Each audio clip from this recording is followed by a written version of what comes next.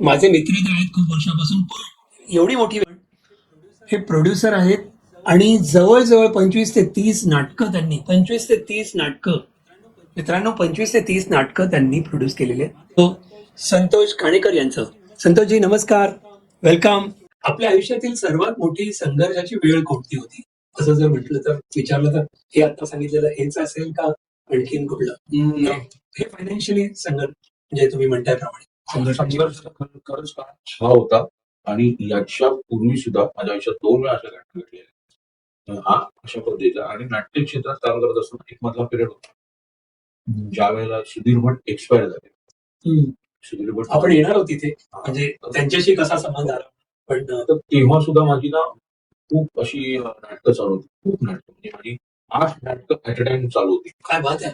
8 नाटकं at a time म्हणजे आठवतात कुठली 2-4? एक डाव भटाचं सुरू होतं, चेहरा फेरी सुरू होतं, जागो मोहन पेरे सुरू होतं, नवागडी नवराज्य सगळे मस्त मी पाहिले. हा तर ती होती. आणि त्याच्याबरोबर अशी नाटकं होती की जी नव्हती झाली. मी नाव मुद्दावून घेणार पण म्हणजे यातली 3 नाटकं माझी चांगलं बुकिंग देणार होती. पण उर्वरित 5 नाटकं ही सगळं बुकिंग घेऊन जाणार होती. त्या गणितात मी पडलो नाही आणि त्याच्यामध्ये कधी माझ्या कर्जाचे डोंगर वाढत गेले ते मला कळलं नाही. पण ते मला रिअलाइज झालं सुधीर भट गेले आणि त्यांचं मला खूप शक्य होतं.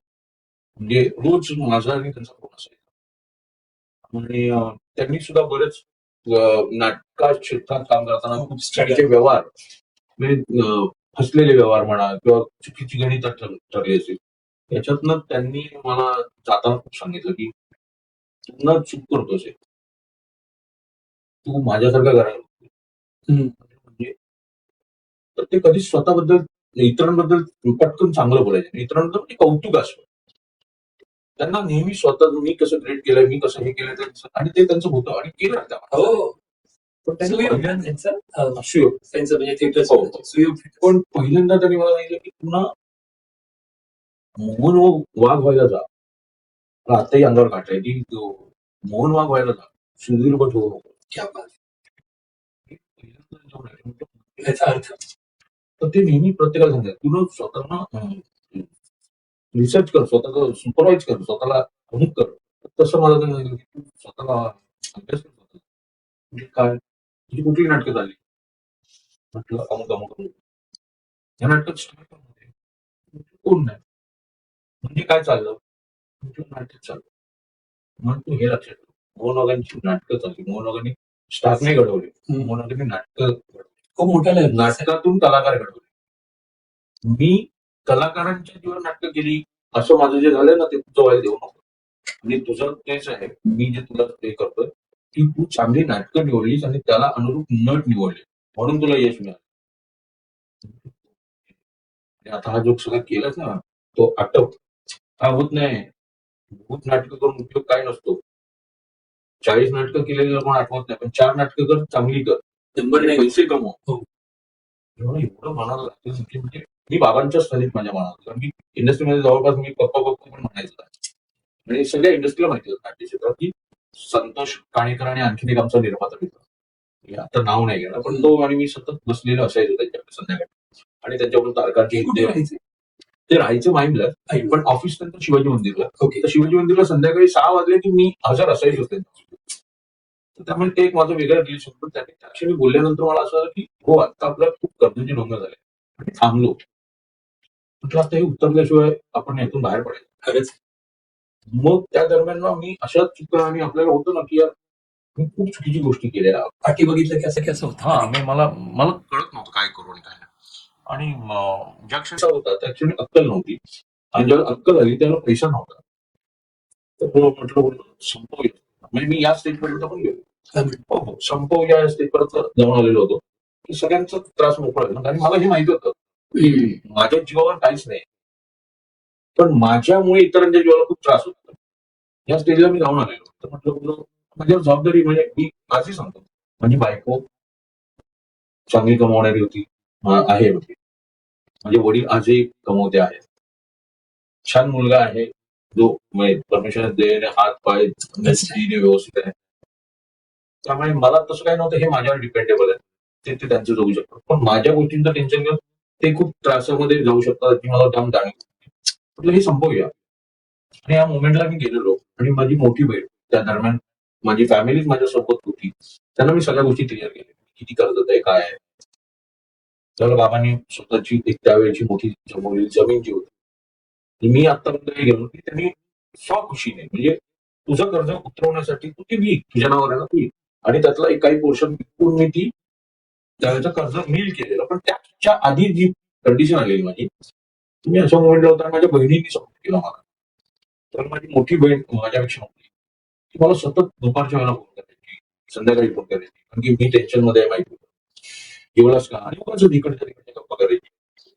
तर असा निर्णय झालेला असताना एकदा माहित नाही, मे बी तिला फोनवर प्रिमायसेसचा अंदाज आला की काय माहिती नाही. कारण मी कधी ट्रेनने प्रवास करायचो नाही, गाडी होतीच माझ्याकडे सातत्याने, बाईक म्हणा किंवा टू व्हीलर. तिला सडनली जाणवलं की आज कुठे आणि कशातरी चाललाय. तिने मला म्हणाले की वाटतं नसं काही म्हण, आपल्या घरातल्यांचा तुझ्यावर प्रचंड विश्वास केलंच नाही, बाबांचा तुझ्यावर प्रचंड, की बाबा बाबा बाबा तिलाही माहिती आहे की बाबांपेक्षा माझं मोठं काहीच वेगळं. आई नंतर आता त्यांना जर कोण असेल ना तर तू आहेस, लक्षात ठेव हे सतत.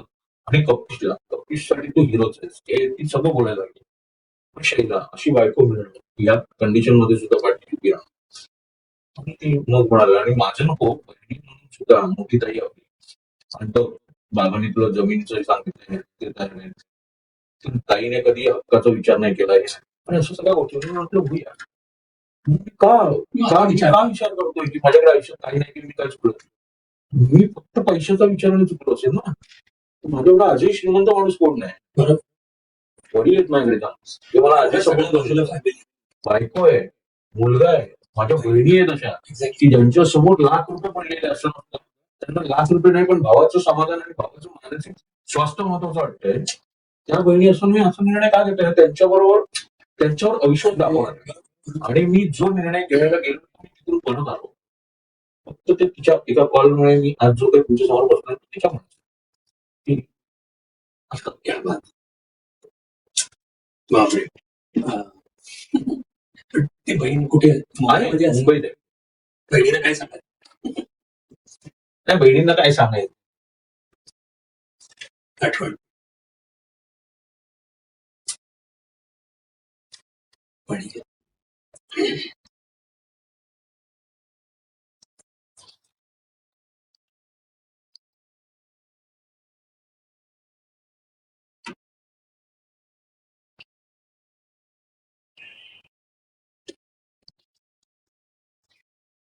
बहिणी मला माझ्या आईच्या स्थानी. ग्रेट. हॅट्स ऑफ त्यांना तुमच्याकडून, प्रश्नच नाही.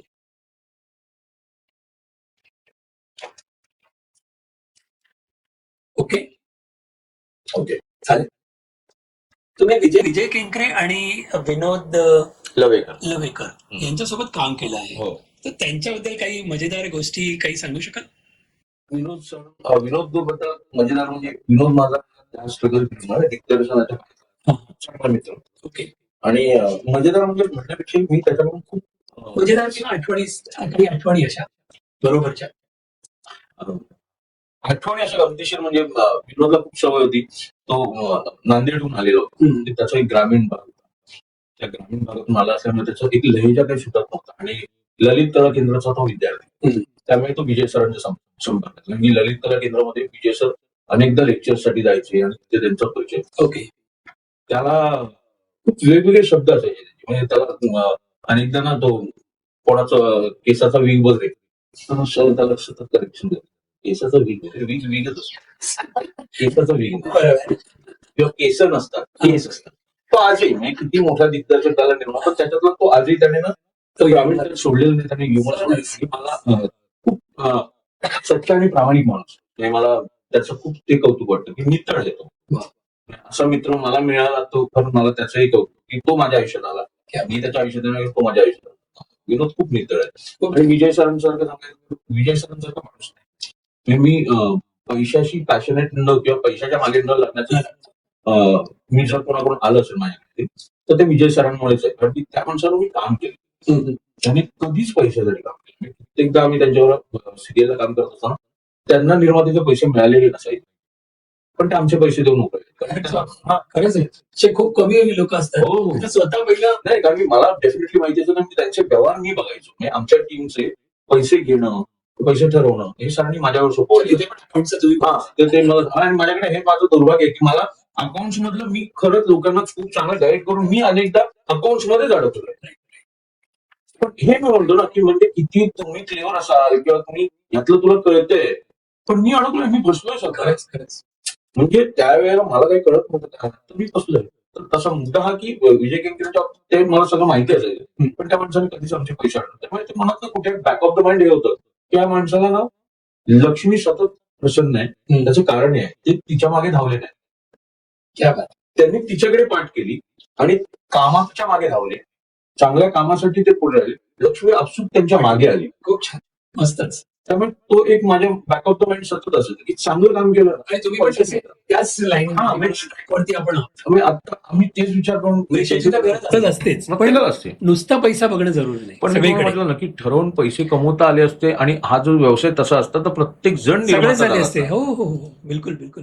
म्हणजे तुम्ही दिनू पेडणेकर यांचं एक नाव तुम्ही घेतलं, पण मी असं वाचताना कुठे करेक्ट मी फॅम रॉंग की तुम्ही लिहिताना असं कुठेतरी सांगताना मी ऐकलं की तुमचा आधारस्तंभ म्हणून तुम्ही त्यांना मानत होता. असं हे असं का, म्हणजे तुम्हाला वाटलं किंवा तुम्हाला वाटतंय तसं काय त्यांचा भाग होता? दिनू पेडणेकरला मी आधारस्तंभ अशासाठी म्हणतो कारण की ज्या वेळेला मी पहिलं नाटक केलं भूकंप बोमिलोडी, त्यावेळेला मला जरी कितीही प्रोडक्शनचा अनुभव असला ओके तरी त्यावेळेला मला खऱ्या अर्थाने तारकांच्या मॅनेजमेंटमध्ये अवतीभोवती जे सगळं त्यावेळेला मॅनेजमेंट करण्यात होते त्यांच्यापेक्षा दिनूने मला खूप चांगल्या पद्धतीने सांगितली. म्हणजे त्याने त्यावेळेला तारखांचे व्यवहार व्हायचे. हो. आणि आता कोणी तसे व्यवहार करत नाही, पण त्यावेळेला रितसर तारखेंचे व्यवहार व्हायचे की म्हणजे एखाद्याची रविवार दुपारची तारीख असेल तर त्यावेळेला त्या तारखेच्या बदल्यात त्याला पैसे देऊन त्याची तारीख मी करणं वगैरे ओके हे व्हायचे. पण त्या वेळेला मला दिनूने म्हणजे आपल्याकडे पैसे येत आहेत, नाटकाला बुकिंग आहे म्हणून कोणीतरी वारेमाप पैसे मागितले आणि ते द्यायचे हे त्याने कधीच मला करत दिलं नाही किंवा त्यांनी स्वतः कधी असे कोणाचे व्यवहार ठरवले नाही. ओके किंवा एखादा ठरलेला व्यवहार त्याने समजा एखाद्याला XYZ ₹1 ठरलाय तर त्याने मला कधी माझ्याकडून ₹2 घेतले आणि समोर ₹1 दिलाय असलं कधीही केलं नाही. इनफॅक्ट कित्येक तारखा शनिवार रविवार ह्या त्याने पदरचे पैसे त्यांना देऊन त्याने मला चांगली तारीख दिली. अरे वा. आणि बुकिंग झाल्यावर मग त्याने सांगितलं की ही तारीख अमुक माणसाची होती. मग त्याने मागितले कधीच नाही, पण तो सांगायचा की मी अशी ऑनची घेतली, तुला योग्य वाटेल ते तू दे. ओके. हा एवढा विश्वासाने काम करणं आणि कॉन्ट्रीब्युशन असणं आणि प्रत्येक वेळेला त्याने माझं नाटकपेक्षा स्वतःचं नाटक समजून त्याने त्या वेळेला मला साथ दिली आणि त्याची साथ अनेक वर्ष माझ्यासोबत. ओके. त्यामुळे मी त्याला नेहमीच म्हणेन की तुम्हाला आधारस्तंभ एक निर्माता म्हणून ज्यावेळेला मी उभा राहिलो त्याला निर्मिती क्षेत्रामध्ये तुम्हाला असा कोणतरी असणं की ज्याला एक्सपिरियन्स आहे आणि तो प्रामाणिकपणे तुमच्या बरोबर उभा आहे, तर तो दिनू होता. त्यामुळे तो शेवटपर्यंत माझ्या खूप छान खूप छान. पण त्याच्या अगोदर आपण एक मेमरीज डाऊन द लाईन म्हणून आपण एक फॉर्मॅट बघितलं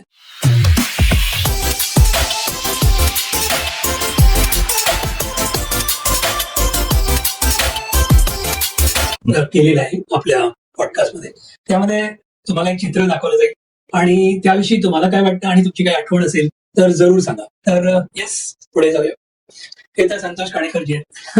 हा माझा फोटो आहे. Yes yes yes. आणि हा फोटो आहे सावकाश. माझ्या मते मी विक्रम गोखलेंसोबत दुसरी बाजू दुसरी मी तो बाजू एपिसोड पाहिला. खूप छान मस्तच. आणि हे माझं भाग्य म्हणेन मी की विक्रम गोखलेंनी माझा इंटरव्ह्यू घेतला होता सह्याद्री वाहिनी. खरंच खरंच खरंच. आणि मला खूप म्हणजे बरं वाटलेलं की माझा इंटरव्ह्यू एकमेव झालेला इंटरव्ह्यू असा आहे जो सह्याद्री वाहिनीवर झालेला होता आणि तो घेतला सुद्धा होता अशा दिग्गज व्यक्तीने की म्हणजे ज्या माणसाची लोकांना 2 मिनिटं तो माणूस आपल्यासोबत बोलला तर आपण आनंदी होतो. तर तो माणूस माझ्या आयुष्यावर माझ्याबरोबर तासभर बोललेला. याच्यापेक्षा मी स्वतःला काय म्हणजे आणखी एक मोठा भाग्यशाली निर्माता मी समजतो की विक्रमजींनी माझा इंटरव्ह्यू घेतला आणि ते जे शब्द बोललेले ते मी ऐकले. म्हणजे एवढा मोठा निर्माता आपल्या बरोबर आहे असं. त्यांची आठवण म्हणजे खरं सांगायचं तर ही मुलाखत झाली त्याच्या आधी मी त्यांच्यासोबत एक काम केलं होतं. जी मालिका आली नाही पण त्यांनी त्या पायलटमध्ये म्हणजे माझ्या काम केलं होतं. स्टार प्रवाहाची मालिका होती त्याच्यासाठी आम्ही मालिका करत होतो आणि विक्रमजी त्यात काम करत होते. तर मला अनेकांकडून कळलं होतं की विक्रमजी अमुक वेळेतच काम करतात, ते या वेळेच्या पलीकडे काम करत नाहीत. पण मी तुम्हाला खरं सांगतो की त्या माणसाचा एक्सपिरियन्स मला असा होता की मी त्यांना त्याआधी कधी काम केलं नव्हतं, फार कधी भेटलो नव्हतो. ते मला परिचयाची किंवा मी त्यांना परिचयाचा एवढाच होतो की हा एक नाट्य निर्माता पण आहे. हो खरंच. ते सुधीर भटांमुळे माझी त्याची तशी परिचय त्यांचा होता, कारण की सुधीर भटांकडून माझं नाव त्यांच्यापर्यंत होतं. त्यामुळे त्यांना एक ती भावनिकता होती की नाट्यवाला मूळ. तर ते आल्यानंतर मला वेगळेच विक्रम मी दिसले. म्हणजे त्यांनी मला खूप आपलेपणाने अनेक वर्षाची ओळख आहे, सातत्याने ते माझ्या प्रोजेक्टमध्ये काम करतात, अशाच पद्धती ते मागत होते. आणि रात्री माझा शेवटचा दिवस होता, त्या दिवशी आम्ही त्यांचा शूट ठेवले. ओके. आणि तो पायलट एपिसोडचं बजेट ठरलेलं असतं, ते 3 दिवसात मला आठवायचं होतं. हम्म.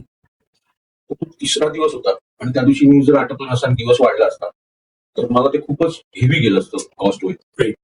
आणि म्हणावं तसं लाइटिंग पूर्ण होत नव्हतं आणि दिग्दर्शकाकडून जे काम त्याला अपेक्षित होतं ते त्या पद्धतीने निघत नव्हतं, म्हणून त्याचा वेळ गेला होता बरेच. ओके. आणि सकाळी 8 वाजता आले होते रणजित आणि ते रात्री 8 वाजता निघणार, पण 8 वाजेपर्यंत त्यांचं काम संपणार नाही. मला डिरेक्टर माझा म्हणाला की असं असं संतोष काही केलं आपलं 8ला काम संपणार नाही, हम्म. आपला दिवस वाढवावा लागेल किंवा तुला विक्रमजींकडे बोलावं लागेल. तू किती अर्धा तास 1 तास पडतो म्हणजे अर्धा 1 तासच नाही, किंवा मला 3-4 तास तरी अजून लागतील. प्रॉब्लेम ते थांबतच नाही. मी फार फार तर रिक्वेस्ट केली ते अर्धा तास थांबतील. मी त्यांना जाऊन भेटलो. म्हटलं बोलू का तुम्ही? बोल काम संपायला अजून वेळ लागेल. किती वेळ लागेल? माझी डेअरिंग होत नव्हती की 3-4 तास वाढ. एवढे बोलायचं कसं? की नॉर्मल रेग्युलरली काम करणारे नट जे असतात रेग्युलरली त्यांच्या निर्मात्यांना, त्यांना सुद्धा रिक्वेस्ट निर्माता 1 तासाची करतो. बिलकुल. इथे तर माझं काही रेग्युलरली यांच्याकडे काम सुरू नाही आणि मी त्यांना 4 तास वाढणार आहे ते सांगणार, म्हणजे ते त्यांच्या तत्वात नाही. म्हटलं बोललो किंवा म्हटलं 3-4 तास झाले. ठीक, काय हरकत? काम करूया इझिली. अगदी सहजपणे होतं. क्या बात आहे. तुझं काम पूर्ण कर. मला कळतंय पायलट एपिसोड आहे आणि त्याला खूप टेक्निकली साऊंड केलं पाहिजे. डिरेक्टरवर पण प्रेशर देऊन काम करू नकोस. काय हरकत नाही, आपण 4 तास आणखी काम करू. तर माझा जो मेकअप मार त्याचं जे काही मानधन असेल एक्स्ट्राचं ते तू दे. ओके. मी म्हटलं काहीच इश्यू.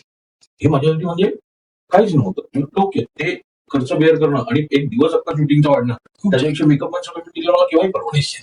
मी म्हटलं हो म्हटलं. शूटिंग झालं रात्रीचे मी सांगितलेल्यापेक्षाही आणखी वेळ वाढला होता. त्यांनी कुठेही त्या बाबतीत तक्रार केली नाही आणि त्या उपर त्यांचं मोठं क्रेडिट असं होतं. मी त्यांना पेमेंटचं विचारायला गेलो तर ते म्हणाले तर तू मेकअप आणि माझा जो स्पॉट आहे त्याचं पेमेंट आता क्लिअर कर. माझं पेमेंट जे आहे ते आपली मालिका ज्या वेळेला फायनल होईल चॅनलवर तेव्हा आपण बघू. मी त्यांना हे सांगितलं की नाही मला चॅनलने त्यावेळेला पायलटचे पैसे दिले होते चॅनल, म्हणून चॅनलने पायलटचे पैसे दिले. नाही, तू ज्या पद्धतीने काम करतोयस सॉरी ते काम बघता मला वाटत नाही त्या चॅनलकडून मिळालेल्या पैशांमध्ये तुझं पायलट होईल असं. सिरियल सुरू झाली की मग आपण हे कॉम्पन्सेट करून देऊ. मला ते आत्ता पैसे नको, मला माझी मालिका जर आली तर मात्र तू त्यावेळेला पैसे दे असं त्या माणसाने मोठेपणाने. आणि खरंच चॅनलने जे दिलेलं बजेट होतं त्या बजेटच्या वरती मी शूट केलं होतं, त्यामुळे ते ओव्हर द बजेटच झालेलं होतं. पण त्या माणसाने स्वतःहून मला त्या पायलट एपिसोडचे पैसे घेतले नाही. आम्ही असे विक्रमजी होते. त्याच्यानंतर मग आमची भेट आणि ह्याच्या इंटरव्ह्यूमध्ये ते खूप आपलेपणाने बोलणं होतं. खूप छान, खूप छान, मस्तच. येस. दुसरा फोटो आपण बघूया. ही माझी कर्मभूमी. हो, ही म्हणजे इथे किती आठवणी असतील तुमच्या? अनेक आठवणी. शिवाजी मंदिर म्हणजे कुठल्याही निर्मात्याच्या किंवा कुठल्याही कलावंताच्या, दिग्दर्शकाच्या, लेखकाच्या सगळ्यांच्या आठवणी शिवाजी मंदिरशी जोडलेल्या आहेत. हो ना. जसं पण तुम्हाला आठवते की पहिलं तुमचं नाटक कुठल्या रंगभूमीवरती असं काही झालेलं आठवते का? हो हो आठवतं. म्हणजे 2001 साली प्रोफेशनली बिलवाडीचं पहिलं नाटक निर्मितीचं बोरुलीला ओपन झालं होतं.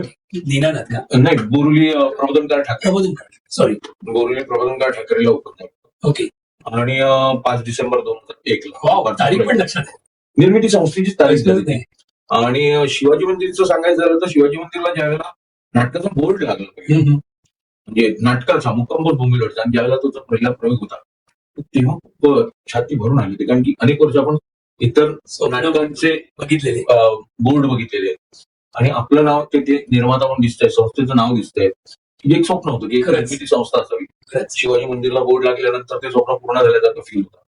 या अपयश नंतरच्या गोष्टी, पण आपण जे केलंय ते लोकांसमोर आणण्यासाठीचं जे व्यासपीठ म्हणतो त्या शिवाजी मंदिर आपल्यासाठी हिस्टॉरिकल आहे. माझ्या लहानपणापासून म्हणजे कित्येक वर्षापासून पाहतोय मजा. आणि ते ते नाट्य पण म्हणतच नाही. वातावरणच वेगळं आहे. त्याला खरं तर म्हणतात ना की ते मंदिर, जे शिवाजी मंदिर मंदिर आहे म्हणतात, ते, बरोबर आहे. ते मंदिरच आहे आमच्यासाठी. खरंच खरंच खूप छान. नेक्स्ट हा फोटो 2 स्पेशल मराठी नाटक. हे माझ्या आयुष्यातलं एक वेगळं म्हणजे नाटक म्हणतो, ज्याच्यासाठी मी विशेष आभार मानतो की क्षितिज पटवर्धन, की त्याने तो विश्वास दाखवला. नाटकाचा लेखक. ओके. त्याच्या आधी मी त्याच्यासोबत नवागडी नवं राज्य, त्याच्यानंतर एक मी अजून एक नाटक त्याचं केलं होतं. त्याच्यानंतर हे नाटक आम्ही 2016ला केलं. जे मी तुम्हाला मगाशी म्हटलं, तुझं एक पॅच होता माझा, राईट, नाटकांच्या कर्जाच्या व्यापातून बाहेर पडण्याचा. ओके. तर त्यावेळेला एकतर नवागडी नवं राज्य या नाटकाने मला सपोर्ट केला, आणि फ्रेश नाटक म्हणून जे मला नाटक घेऊन यायचं होतं ते क्षितिजकडून झालं. ओके. या नाटकाच्या बाबतीत तसं, या नाटकाचं मी वाचनही केलं. ओके. मला क्षितिजवर विश्वास होता. क्षितिज पटवर्धन लेखक, जो आज अनेक हिंदी सिनेमांमध्ये काम करतो, OTT ला काम करतो. खूप गाणी त्याने लिहिलेली आहेत. म्हणजे आता छावा सारख्या सिनेमामध्ये जे गाजणारं गाणं आहे ते त्याने लिहिलेलं आहे. त्याच्यासोबतही आहेत कोणतरी, पण त्याच्यात सहभाग आहे. तर क्षितिजने त्यावेळेला मला 2 स्पेशलची जिप्सी कॉर्नरला म्हणजे भेटलो, आणि तिथे मला त्याने कॉन्सेप्ट सांगितली, नाटकाचं एक स्वरूप सांगितलं. म्हटलं हे नाटक आपण करतो, कारण पिरियड प्ले करायला नेहमी आवडतं. ते बोंबिलवाडी असू दे, लग्नकल्लोळ असू दे, आणि हे सुद्धा पिरियड प्ले होतं, कारण की हा 90चा काळ होता दाखवलेला नाटकाचा. ही पत्रकारिता आणि त्याच्या प्रिमाइस मध्ये घडणारा ती लव्ह स्टोरी होती. त्यामुळे 2 स्पेशल हे माझ्यासाठी नेहमी स्पेशलच आहे नाटक. आणि त्या वर्षातली त्या नाटकाने सगळी पारितोषिकं जिंकली होती. आशा भोसलेची पण आहेत ना? हो, आशा भोसलेंच्या हस्तेच तो पुरस्कार मिळाला, दीनानाथ मंगेशकर पुरस्कार. गिरिजा, मी, जितेंद्र जोशी आम्ही सगळेच उपस्थित होतो. जितू या फोटोच्या वेळेला माझ्या मते लवकर निघालो. जितेंद्र जोशी या नाटकात माझ्यावर सहनिर्माता होता, त्यामुळे सहनिर्माता होता. आणि या नाटकाच्या वेळेला मला अनेक पारितोषिकं, म्हणजे अशी खूप कमी नाटकं असतात की जी सगळ्या स्पर्धेमध्ये नंबर 1 ठरतात. कारण की नॉर्मली कसं होतं की झीला आलेलं नाटक मटाला येतच अशातला भाग नाही, किंवा एखादा मास्टर दीनानाथ मंगेशकर पुरस्कार त्या नाटकाला मिळतोच अशातला भाग नाही. पण हे अशी खूप कमी नाटकं, त्याच्यातलं भाग्यशाली असं माझं की माझी 2 नाटकं अशी झाली की ज्या 2 नाटकांनी त्या वर्षातले सगळे पुरस्कार घेतले होते. एक म्हणजे लग्नकल्लोळ आणि दुसरं म्हणजे 2 स्पेशल. लग्नकल्लोळ तुम्ही मगाशी म्हणाले,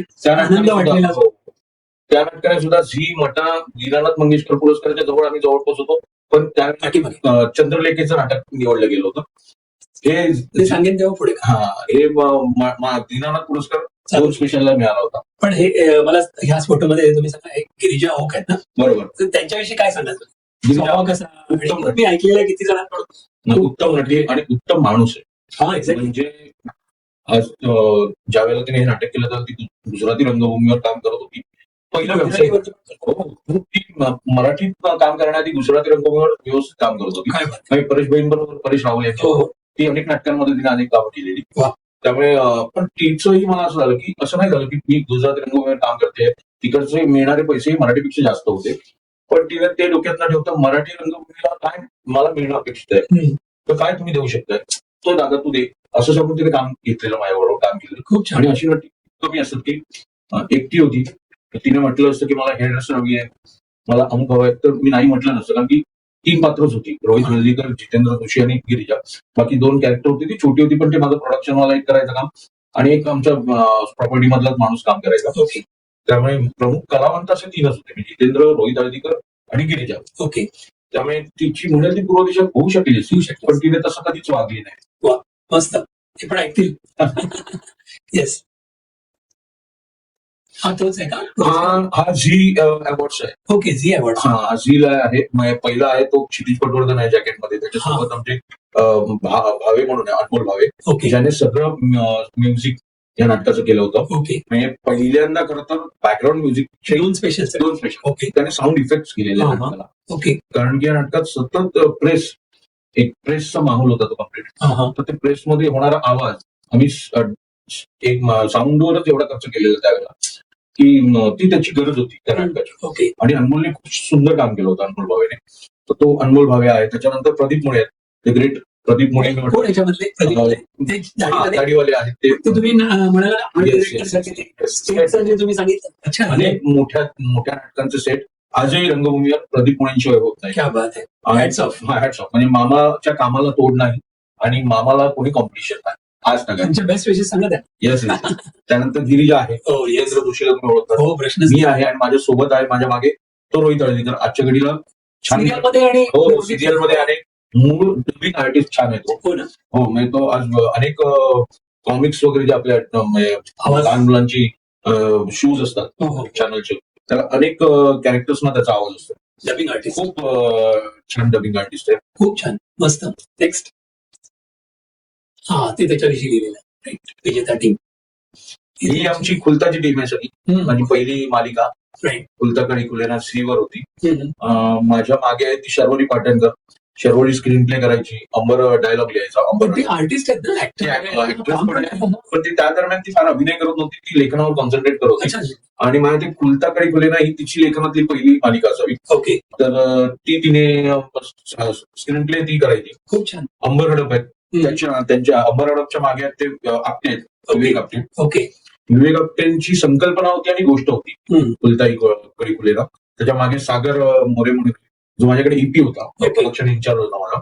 आणि आता तो स्टार प्रवाहाला कमर्शियल डिपार्टमेंटला आहे. क्या बात आहे. त्याच्यानंतर त्याच्या मागे आहे ती मृण्मयी कुबेर. वा. ही माझी ईपी होती चॅनलची. ओके. म्हणजे ही चॅनल मधून ईपी म्हणजे एक्झिक्युटिव्ह प्रोड्युसर म्हणतो की क्रिएटिव्ह थॉट्स किंवा मालिकेबद्दलचं मार्गदर्शन लेखकांकडून करून घेणं किंवा प्रोडक्शन हाऊसकडून करून घेणं, ती सगळी जबाबदारी तिची असते. तिच्या सोबत तिचीच एक कलिग आहे. ओके.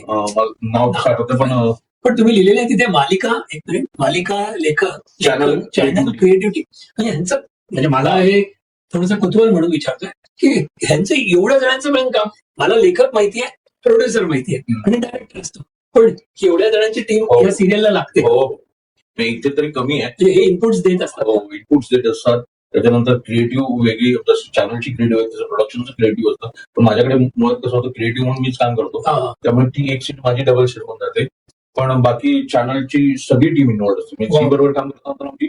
आणि सकाळी 7 वाजता मिटिंग असते. कित्येक मिटिंग्सना स्वतः निलेश मयेकर हजर असतात. तसं व्हायचं. खूप छान. नेक्स्ट. विनय आपटेंचे भाऊ. हो विवेक आपटे, विनय आपटेंचे भाऊ. हो का. हो अच्छा. हो हे तर तुमचे अभिजित आणि मधुरा. राईट. यांच्याविषयी काय सांगायचं. आता काय सांगायचं, ते ऐकतात पण दोघांचे कॉलेज पासूनचं अफेअर, त्याचा मी साक्षीदार. अच्छा. आणि नंतर आयुष्यात जोडीदार. त्यामुळे मधुराही तेवढी जवळची मैत्रीण. Very nice. आणि अभिजित तर अगदीच कॉलेज पासून. त्यांचा स्वभाव कसा आहे.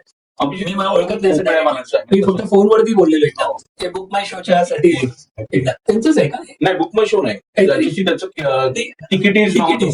Sorry I am sorry. तो खूप टेक्नोसेव्ही आहे. स्वभावाला तसं हे नाहीये, म्हणजे त्याच्या मनात कोणाबद्दल वाईट नाही. तो कोणाबद्दल रिझर्व्ड आहेत का थोडेसे. हा म्हणजे जोपर्यंत मोक्ष ओळख होत नाही तोपर्यंत, पण एकदा ओपन झाला तर तो खूप मोकळ्या मनाचा पण आहे. Very nice. तुमची किती वर्षाची मैत्री असेल ना आता कॉलेज पासून. कॉलेजच्या म्हणजे आज जवळपास 30 एक वर्ष. तुमच्या बेस्ट विशेस. येस. नेक्स्ट.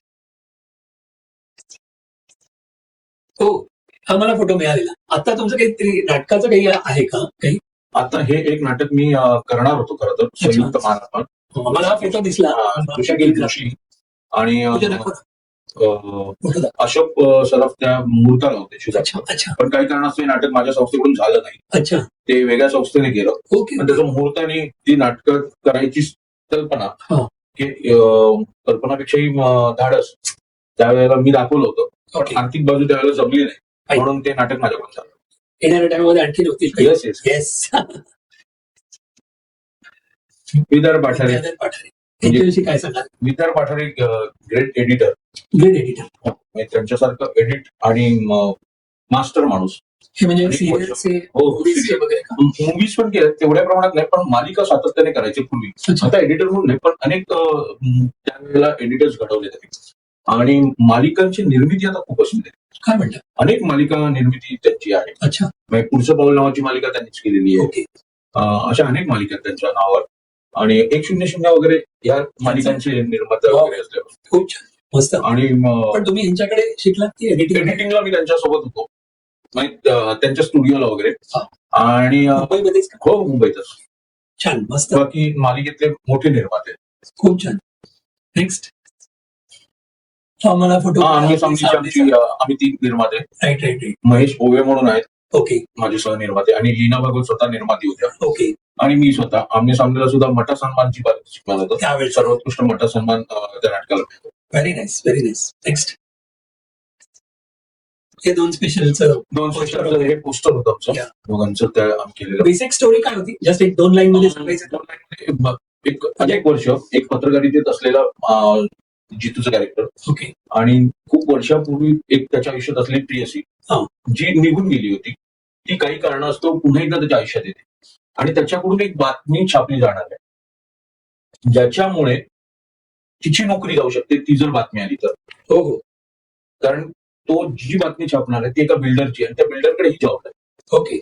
आणि ही येते एका मदतीसाठी म्हणून. पावसातली रात्र आहे आणि तिला घरी जाता येत नाही म्हणून ती आली, आणि सुरुवात अशी होती की मी आले आणि कळले, आणि मग त्या बोलण्यातून कळत जातं की ती ऍक्च्युली ठरवून आलेली होती की ती बातमी येऊ नये, कारण की तिला तिच्या बॉसने सांगितलेलं होतं की ही बातमी आली तर तुझी नोकरी देईल, आणि आज तिला नोकरीची एवढी नितांत गरज आहे की ती नोकरी गेली तर तिचं खूप हालाकीचे आयुष्य जगावं लागेल.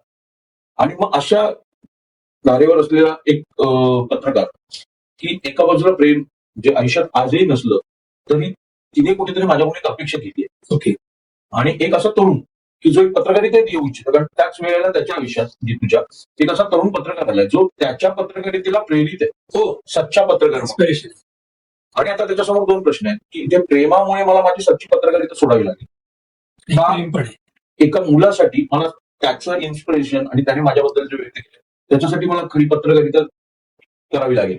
ह्याच्यामध्ये सापडलेला तो एक पत्रकार, आणि त्याच्यावर ते नाटक झालं. म्हणून 2 स्पेशल का? दोन special. 2 स्पेशल. दोन स्पेशल म्हणजे ऍक्च्युली या दोघांचीच गोष्ट, ओके. कारण की ती 2 स्पेशल. म्हणजे पत्रकारिता असली तरी ती love story very nice, very nice. Next हे बघितल्यावर काही आठवते? मलाही आठवत. आमच्या एमडी कॉलेज. एमडी कॉलेजचा गेट आहे आणि समोरचा कट्टा पूर्ण. Right right.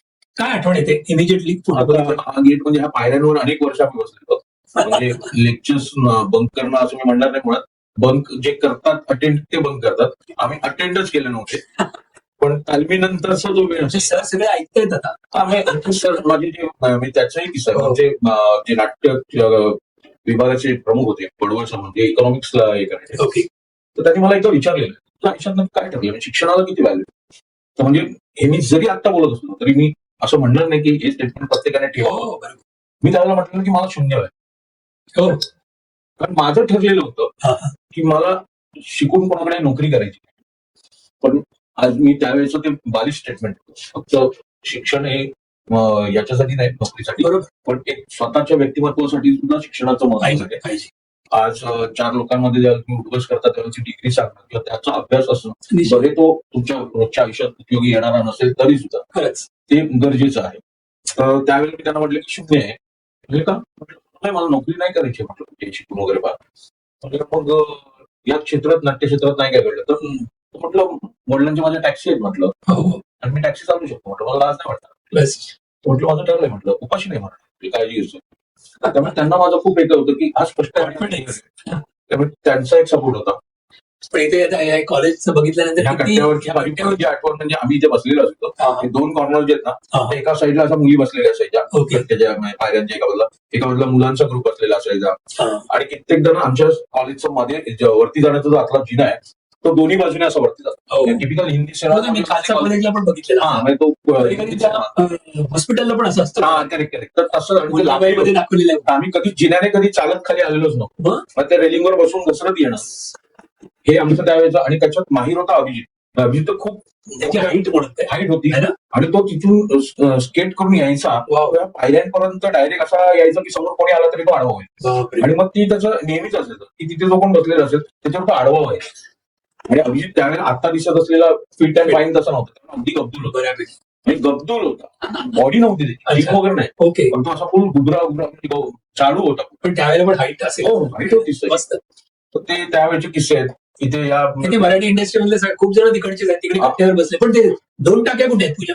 2 2 टक्के. ह्या साईडला आहेत आतमध्ये. अच्छा, या त्या left साईडला बाईक वगैरे फार म्हणजे बाईक म्हणजे हा. त्यावेळेला आमच्या कॉलेजमध्ये बाईक फार नव्हत्या. Right. एक आमची प्रोफेसरची बाईक होती, आणि त्या काळात माझ्याकडे बाईक होती. हा, हा. अरे वा. या बाईकवर जवळपास एमडी कॉलेजची अर्धी मुलं बाईक शिकली असतील असं म्हटलं होतं. कॉलेजमध्ये बाईक आणि म्हणजे एकदम मस्तच. हो, मी तेव्हा मी म्हटलं तसं की उगाच खोटं नाही की मला आला की आयुष्य मी येस येस. ज्या ज्या वयात ज्या ज्या गोष्टी मुलांना मिळाल्या पाहिजे त्या सगळ्या मला मिळाल्या होत्या. म्हणजे शाळेत असताना सायकल तर सायकल मिळाली होती, खूप मस्त. कॉलेजला गेल्यावर बाईक असायची तर बाईक होती. खूप छान. त्या बाजूला टाकली. हा, या बाजूला टाक्या आहेत, लेफ्ट साईड तिकडे आमची बसायची जागा असायची. ओके. हा, म्हणजे सगळी मित्रमंडळी वगैरे एकत्र, मुलं मुली एकत्र तिकडे, हा. पण पायऱ्यांवर कधी मुलं मुली फार आम्ही एकत्र बसायचो नाही, कारण की Entrance शिक्षक येणं entrance. जाणं. आणि त्यामुळे आमच्या वेळेला कॉलेजला तेवढी बंधन होती, किती झालं तरी मुलं मुली डायरेक्ट असं एकत्र नाही. पण टाकीच्या इथे मैत्रिणी आहेत ना सगळ्या हा. मित्रांबरोबर आम्ही चौघे तिकडे. खूप छान, खूप छान. पण त्यावेळेला कोण प्रिन्सिपल होते आठवते? नाव माहिती आहे? मिश्रा म्हणून होतो. अच्छा, ओके. छान छान छान. नेक्स्ट. हा तुमच्या बरोबर कॉलेजच्या टायमाचा? हा आमचा मिलनचा कट्टा म्हणून आहे, हा हा. एक केएम हॉस्पिटलच्या समोरचं हॉटेल आहे, हो मिलन हॉटेल म्हणून. हो हो. जो एमडी कॉलेजमध्ये नाट्यवर्तुळात काम करणारे किंवा ऍक्टिव्ह असलेले ह्या प्रत्येकासाठी हा एक नाका असायचा. जसं आता जिप्सी म्हणतात तसं. हा, म्हणजे जिप्सी कॉर्नर जसा मराठी नाट्यकलेचा आहे, खूप असतात. जसं गुरियाचा एक नाका आहे, हो तसं आमचा हा कॉलेजच्या जवळ नाहीये, हा हो. केएम हॉस्पिटलच्या समोर आहे. हो. पण संध्याकाळच्या वेळेला 7 वाजता किंवा 6 वाजता या हॉटेलच्या इथे भेटून चहा पिणे, इकडचं इतक्याने. समोसा पाव खाणे इतके नाही. किंवा हा दन मस्का, वा. ह्या सगळ्या गोष्टी इकडे होत असायच्या. मी पण गेले ना इथे. मिलनचं हो, कट्टा, हा. मिलनमध्ये गेला. त्यामुळे इथे बरेच जण शैलेश कोचरेकर म्हणजे त्यांच्याबरोबर गेले. हो. Yes. आणि सगळे असायचे, भरत जाधव पासून ते अंकुश. काय म्हणता? आणि मग इथे आमची ड्युटी असायची हा. एकतर, इथे 7 ते 9 मग घरी जायचं, जेवायचं. हा. जेवण झालं की पुन्हा रात्री 10 वाजता 10:30 वाजता इथे हजर व्हायचं. आणि मग तिथून रात्री 12 1 1 वाजेपर्यंत मग तिथे सगळे अंकुश, भरत, काय म्हणता? विकास कदम, महेंद्र हा. कदम, पॅडी, गेला बाजा शिरीष जोशी आमचा, शिरीष पण आमचा रेग्युलरली मेंबर इकडचा. हा हा. त्यामुळे हा कट्टा खूप, या कट्ट्यावर बऱ्याच गोष्टी घडलेल्या आहेत. खूप छान, खूप छान. नेक्स्ट. ही दिल दोस्ती दोबाराची टीम सगळी. नेक्स्ट हा बघा. Next next.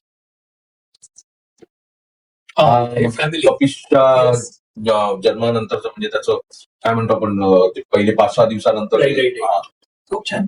5वी म्हणतात ना त्याला, हो हो हो. तर 5वीचे फोटो आहेत ते. मस्त. Next. हे आमचं त्याच वेळेचा 2 स्पेशल. हे आम्ही परदेशात दुबईला आय थिंक दौरा केला होता, 2 स्पेशल 2 स्पेशल नाटकाचा, काय बात आहे. तेव्हाचा फोटो आहे. वा वा मस्त. ही गावकथा गझाली झीवरची मालिका होती, ही कुठल्या वर्षी असेल? ही 2018 18. वा वा मस्त. 17-18 मधली. नेक्स्ट. तेच तेच राईट. ही पहिली मालिका खुलता कडी खुले ना, त्याचं पोस्टर आहे. पण असं बघताना किती आठवणीच्या फ्लॅशेस होतात. हो, खरं आहे. मी एक प्रयत्न केलाय की असं म्हटलं एक फोटो असतील तर आपण ऑटोमॅटिकली जर्नी जाते. नक्कीच. तेच. हेच सेटवरचा आऊ, म्हणजे लोकांसाठी वेगळी वाटणारी आऊ, इथे खूप माया असलेली प्रेमळ आऊ आहे. Yes yes yes. नानू मामा Yes, yes. कॅरेक्टर फेमस झालं होतं. Famous famous. हा आणि हे आत्ताच आमचं, ते आता आपण थोडं वेळ बोललो, हो, पण यावरती आणखीन 1-2 लाईन तुम्ही काहीतरी सांगा जरूर, कारण आता चालू आहे. जयवंत दळवींचं नाटक हा. आहे. म्हणजे त्या लेखकाबद्दल आपले प्रेक्षक बघणारे पण असतील, बघितलेले पण असतील, प्रोड्युसर खूप लोकांनी बघितले मराठी माणसांनी, पण तरी सुद्धा सांगा. मी एवढंच म्हणेन की खूप मोठ्या लेखकाचं नाटक आहे. हम्म. आम्ही सादर करते अच्छा. किंवा काही असो, पण ते नाटकच खूप ग्रेट आहे. तुमच्यावर. ते नाटक खूप ग्रेट आहे. हम्म. त्याचं कारण असं की त्या काळात, हे 82 साली नाटक आलं होतं. त्यावेळेला नाना पाटेकर, हो. मला ते मी बघितलं. सतीश कोळेकर, हो उषा नाडकर्णी आणि बाबा गोखले, विक्रम गोखलेंचे वडील यांनी कामं केली होती. बरोबर. पण याची लेखणी आजही तेवढी सशक्त आहे. जबरदस्त. त्यातला विषय, त्याची मांडणी, समाजाच्या आज घडणाऱ्या घटना अवतीभोवती ज्या आपल्या आहेत त्याच्यावर समर्पक भाष्य करणारं नाटक, म्हणजे म्हणतो ना की काय, म्हणजे जयवंत दळवीचं लेखन होतं की त्या काळात त्यांनी अशा विषय हाताळला होता बरोबर. की ज्याची परिस्थिती आजही बदलू नये, आणि त्याच्यावरचं भाष्य जे त्या काळात केलं ते आजही तेवढंच टोकदारपणे खरंच त्या विषयाला मांडणी करताना लागतं. जबरदस्त. आणि खरंच म्हणजे ग्रेट आहेत. म्हणजे त्यातली कित्येक वाक्य मी असं रिव्हील नाही करणार, पण त्या नाटकातली कित्येक वाक्य अशी आहेत की जी प्रत्येक त्या नाटकातल्या पात्राला म्हणा किंवा आज समाजात वावरणारा त्या प्रतिनिधीला ऐकल्यानंतर असं होतं, नाही करेक्ट आहे स्टेटमेंट. म्हणजे तो काय म्हणू आपण, खालच्या वर्गातून आलेला असू दे, कारण की त्यावेळेला त्यांनी तो जातीय वादावरचा पण त्याच्यातला मुद्दा घेतला आहे. बरोबर. त्याच्यानंतर नेते मंडळी, हो राजकीय नेते मंडळीचा वावर आणि त्याच्याबद्दलच एक थॉट प्रोसेस जी आजही तेवढीच लागू होते, बिलकुल की त्यांनी कशा पद्धतीने आज एक उभं राहिलं पाहिजे बिलकुल. समाजासाठी, हे मांडणारं ते नाटक आहे. आणि एक वडील म्हणून, आई म्हणून त्यातली जी पात्र आहे ती, आणि बाई म्हणून, स्त्री म्हणून जे आज कॅरेक्टर करते, खूप छान. ती कशी जगली पाहिजे आणि कशी उभी राहिली पाहिजे याच्यासाठी एवढं काळ जिवंत नाटक राहणं आणि ते त्या पद्धतीने लेखणीतून एवढ्या वर्षापूर्वी लिहिणं हे खरंच hats off आहे. एवढे सॉलिड कलाकार. म्हणजे ते जमून आले कारण यांनी काय म्हटलं, ते बोंगशे कलाकार बोंगशे म्हणा किंवा अविनाश नाट्य म्हणा किंवा स्प्रो म्हणा जबरदस्त आहेत ते. त्यांनी ना त्या विषयाच्या प्रेमाने नाटकाला हो म्हटले एक्झॅक्टली. की ते कोणी केलं होतं किंवा काय आपल्याला त्यातून मिळेल पण एक सशक्त नाट्यकृती की जी त्या काळातही गाजली होती जबरदस्त. आणि तो विषय आजच्या काळाला तेवढाच लागू पडतो. त्या नाटकाच्या प्रेमा खातर म्हणून सगळे एकत्र आले. आपल्या ऑडियन्सला सांगा तुम्ही. पूजा. माझी सगळ्यांना विनंती आहे की आज जगन दळवींच्या जयंती निमित्त म्हणजे 100वी जयंती निमित्त आम्ही ते औचित्य साधून पुरुष नाटक पुन्हा एकदा रंगभूमीवर आणले. माझी सगळ्या रसिक प्रेक्षकांना विनंती आहे की ज्यांनी पाहिलं असेल त्यांनी सुद्धा आणि ज्यांनी पाहिलं नसेल त्यांनी सुद्धा या नाटकाचा आनंद पुन्हा एकदा नाट्यगृहात येऊन घ्यावा. आनंद मी म्हणणार नाही कारण हे नाटक म्हणजे आनंद देणारं नाहीये. हे नाटक तुम्हाला काहीतरी घेऊन जाणार आहे म्हणजे तुमची डोळ्यात अंजन घालणार आहे. जर थोडीशी आपल्या बुद्धीला गंज चढली असेल तर ती गंज थोडीशी घासणार आहे की समाजात आपण एक वावरतो तर कुठल्या पद्धतीने समाजात वावरलं पाहिजे आणि कुठल्या समाजातील गोष्टींना विरोध केला पाहिजे. तर त्यासाठी एक सुजाण नागरिक म्हणून आपलं काय कर्तव्य हे दाखवणारं नाटक आज तुमच्यासाठी पुन्हा एकदा भेटायला आलंय. तर तुम्ही नक्की या, आम्ही तुमची वाट पाहतोय. धन्यवाद. Yes absolutely. जरूर सगळ्यांनी हे नाटक बघितलं पाहिजे मला पण असं वाटतं. सो छान. नेक्स्ट पूजा. हा केंगरे ग्रेट. जय केंगरे ग्रेट. हा डिरेक्टर माणूस आणि माझे मार्गदर्शक सुद्धा ओके. की बऱ्याचदा त्यांना अडीअडचणीत आजच्या प्रत्येक सिच्युएशनला म्हणजे या माणसाचं असं आहे की आता सुद्धा माझ्या इकडे ज्यावेळेला पुरुष नाटक नव्हतं त्यावेळेला खूप कमी माणसं असतात की जी फक्त तुमच्यासाठी म्हणून काम करायचं असतात तिथे Right. तर ते माझ्यासाठी म्हणून नाटक करत होते विचार करत. म्हणजे झालं नाही झालं हा वेगळा मुद्दा पण प्रयत्न करतो माणूस आपल्यासाठी. एक तरी माझ्यासाठी खूप होतं आणि ते खूप करणारी होतं. माझ्यासाठी विजय केंगरे. आजही त्यांचं म्हणणं की तुझ्यासाठी नाटक करायचंय आणि त्या दरम्यान माझ्याकडे पुरुष नव्हतं माझ्याकडे नाटकच नव्हतं. हम्म. तर त्यावेळेला माझ्यासाठी उभे राहणार ते एकटे होते. काही झालं होतं का?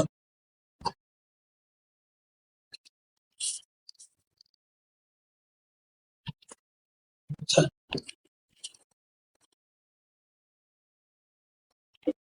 या. एडिट करते. तर विजय केंकरे हे नाव म्हणजे माझ्यासाठी खूपच मोठं नाव आहे. मोठं नाव, आणि, प्रश्नच नाही. माझे मार्गदर्शक असतील किंवा माझ्यासाठी नेहमी पाठीशी उभे राहणारे असतील. आजच्या काळात असं कोणी उभं राहत नाही. आणि आता माझ्याकडे पुरुष नाटक येण्यापूर्वी काहीच नव्हतं त्यावेळेला फक्त माझ्यासाठी म्हणून की नाही तुझं काहीतरी चालू झालं पाहिजे तुझं काहीतरी सुरू झालं पाहिजे Well wished. याच्यासाठी ते माझ्यासाठी प्रयत्न करते. तर त्यांना माझी आर्थिक परिस्थिती माहिती होती की मी कसं अडकलोय की काय नाही. तर त्यांची ती सुद्धा तयारी होती की आर्थिक तुला कसं आपल्याला पाठबळ देऊ निर्माता म्हणून तूच उभा राहशील याच्यासाठी त्यांचे सातत्याने प्रयत्न होते आणि ते माझ्यासाठी नाटक करणार होते. So nice, so त्यामुळे nice. माझ्यासाठी सगळंच काही येते. Great, great. Next. पुन्हा Yes, अभिजित. अभिजित आवडलेला फोटो. खूप चांगला मित्र येस चांगलं वाटलं. Yes yes. Next. Amit Surve. मला अमित फोटो यांचा काही माहिती नव्हतं. अमित सुर्वे तुम्ही नाव- असलं तरी माझ्या मनात आमच्या सगळ्यांच्यात म्हणजे हे व्यक्तिमत्व म्हणतो आपण काही वेळेला म्हणतो ना आपल्या अवतीभोवती देव माणूस असतो तसं आमच्यातला अमित हा देव माणूस आहे. क्या बात आहे, ते ऐकताय. म्हणजे अमितला कधीच कोणाचा राग आला नाही. अमित ते काय कोणावर बोलतात actually? अमित आत्ता लेखन पण करतोय ओके. आणि तो एक्झिबिशन पण करतो. मुंबईमध्ये तो अभिजित करतो. मुंबईमध्ये. ओके. अभिजितच्या प्रोडक्शनला तो अभिजित सोबत असतो व्हेरी नाईस. आणि बऱ्यापैकी म्हणजे अभिजितच्या प्रोडक्शन मध्ये एकत्र काम करत असतो. सुंदर सुंदर. पण स्वभाव म्हणजे लाख माणूस आहे. देव मनुष्य. म्हणजे देव माणूस माझ्यासाठी तर तो देव माणूस आहे. Very nice very nice. Yes Shirish Joshi. Shirish आणि रुजुता म्हणजे रुजुता माझी ओळखीची मैत्रीण असं म्हटलं हरकत नाही. ओके. पण शिरीष अगदीच खास म्हणजे शिरीषने बऱ्याच तुम्ही मगाशी गोष्टी सांगितलं. येस. शिरीष आमचा गाईड होताच म्हणजे या क्षेत्रात उभं राहताना म्हणा, पेपर वर्क आणि तुम्ही पेपरवर सांगितलं. आणि चांगलं Detailing. मार्गदर्शन. एखाद्यापर्यंत पोहोचायचं असेल तर ते शिरीष थ्रू जाता यायचं. क्या बात. शिरीष हा इंडस्ट्रीमध्ये शिरीष कोणाला माहित नसायचा भाग नाही. हो ना? ही मोठी नाव आहे. हो म्हणजे जिथे म्हणजे तो क्रिकेट जगतात सुद्धा प्रसिद्ध आहे. क्या बात. म्हणजे अनिल कुंबळेंना मला त्याच्यामुळे भेटता आलं होतं. काय म्हणताय? हो हो क्रिकेट प्रेमी पण आहे. हो प्रचंड. वाव. म्हणजे सचिन तेंडुलकरांपासून ते सचिन तेंडुलकरांचा मोठा भाऊ तो खरा शिरीषचा मित्र. अच्छा अच्छा अच्छा. पण ओके. त्याच्यामुळे म्हणजे शिरीषचा धाकटा भाऊ तो सचिन सोबत होता. हा, हो. ओके त्यामुळे ओके. ती एक मैत्री त्यांची. वाव. आणि आपले इंडियन्स बरेच सिनियर जे क्रिकेटर्स होते ते शिरीषला खूप कनेक्टेड आहेत. म्हणजे मुंबईत आले की शिरीषला स्वतः क्रिकेट हो खेळण्यामध्ये वगैरे. उत्तम क्रिकेट खेळायचा. हो, त्यामुळे ओळख हो हो त्याला आवड आहे, तो खेळायचा सुद्धा. काय बात आहे. आणि त्यातलं म्हणजे खूप डिटेल क्रिकेट म्हणतो ना आपण, की त्या बाबतीतला तो बोलणारा आहे. व्हेरी नाईस, व्हेरी नाईस, मस्त.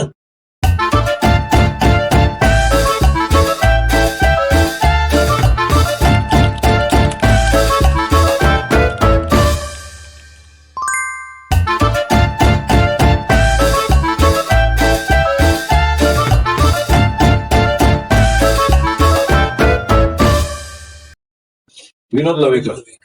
येस. विनोद लवेकर हा माझा मित्र. मी म्हटलं असं आजच्या घडीला मोठा दिग्दर्शक आहे, निर्माता. अभिमान वाटतो ओके. की कधी कधी आम्ही दोघे एकत्र असिस्टंट म्हणून काम करत वा होतो.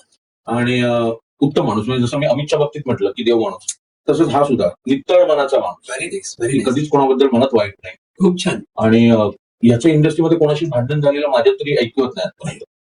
खूप छान. Next, Atharva theatres. अथर्व नाव थिएटर्स. ऐकल्यावर कसं तुमचंच आहे. अथर्व थिएटर ऐकल्यावर अशा फ्लॅशेस जात असतील ना तुमच्या समोर हा, पहिल्या नावापासून, म्हणजे ठेवल्यापासून. हा म्हणजे या नाटकाच्या नावामध्ये फक्त फ्लॅशेस जायला मी एकटा मला दिसतच नाही. या नावात मला सगळी टीम दिसते.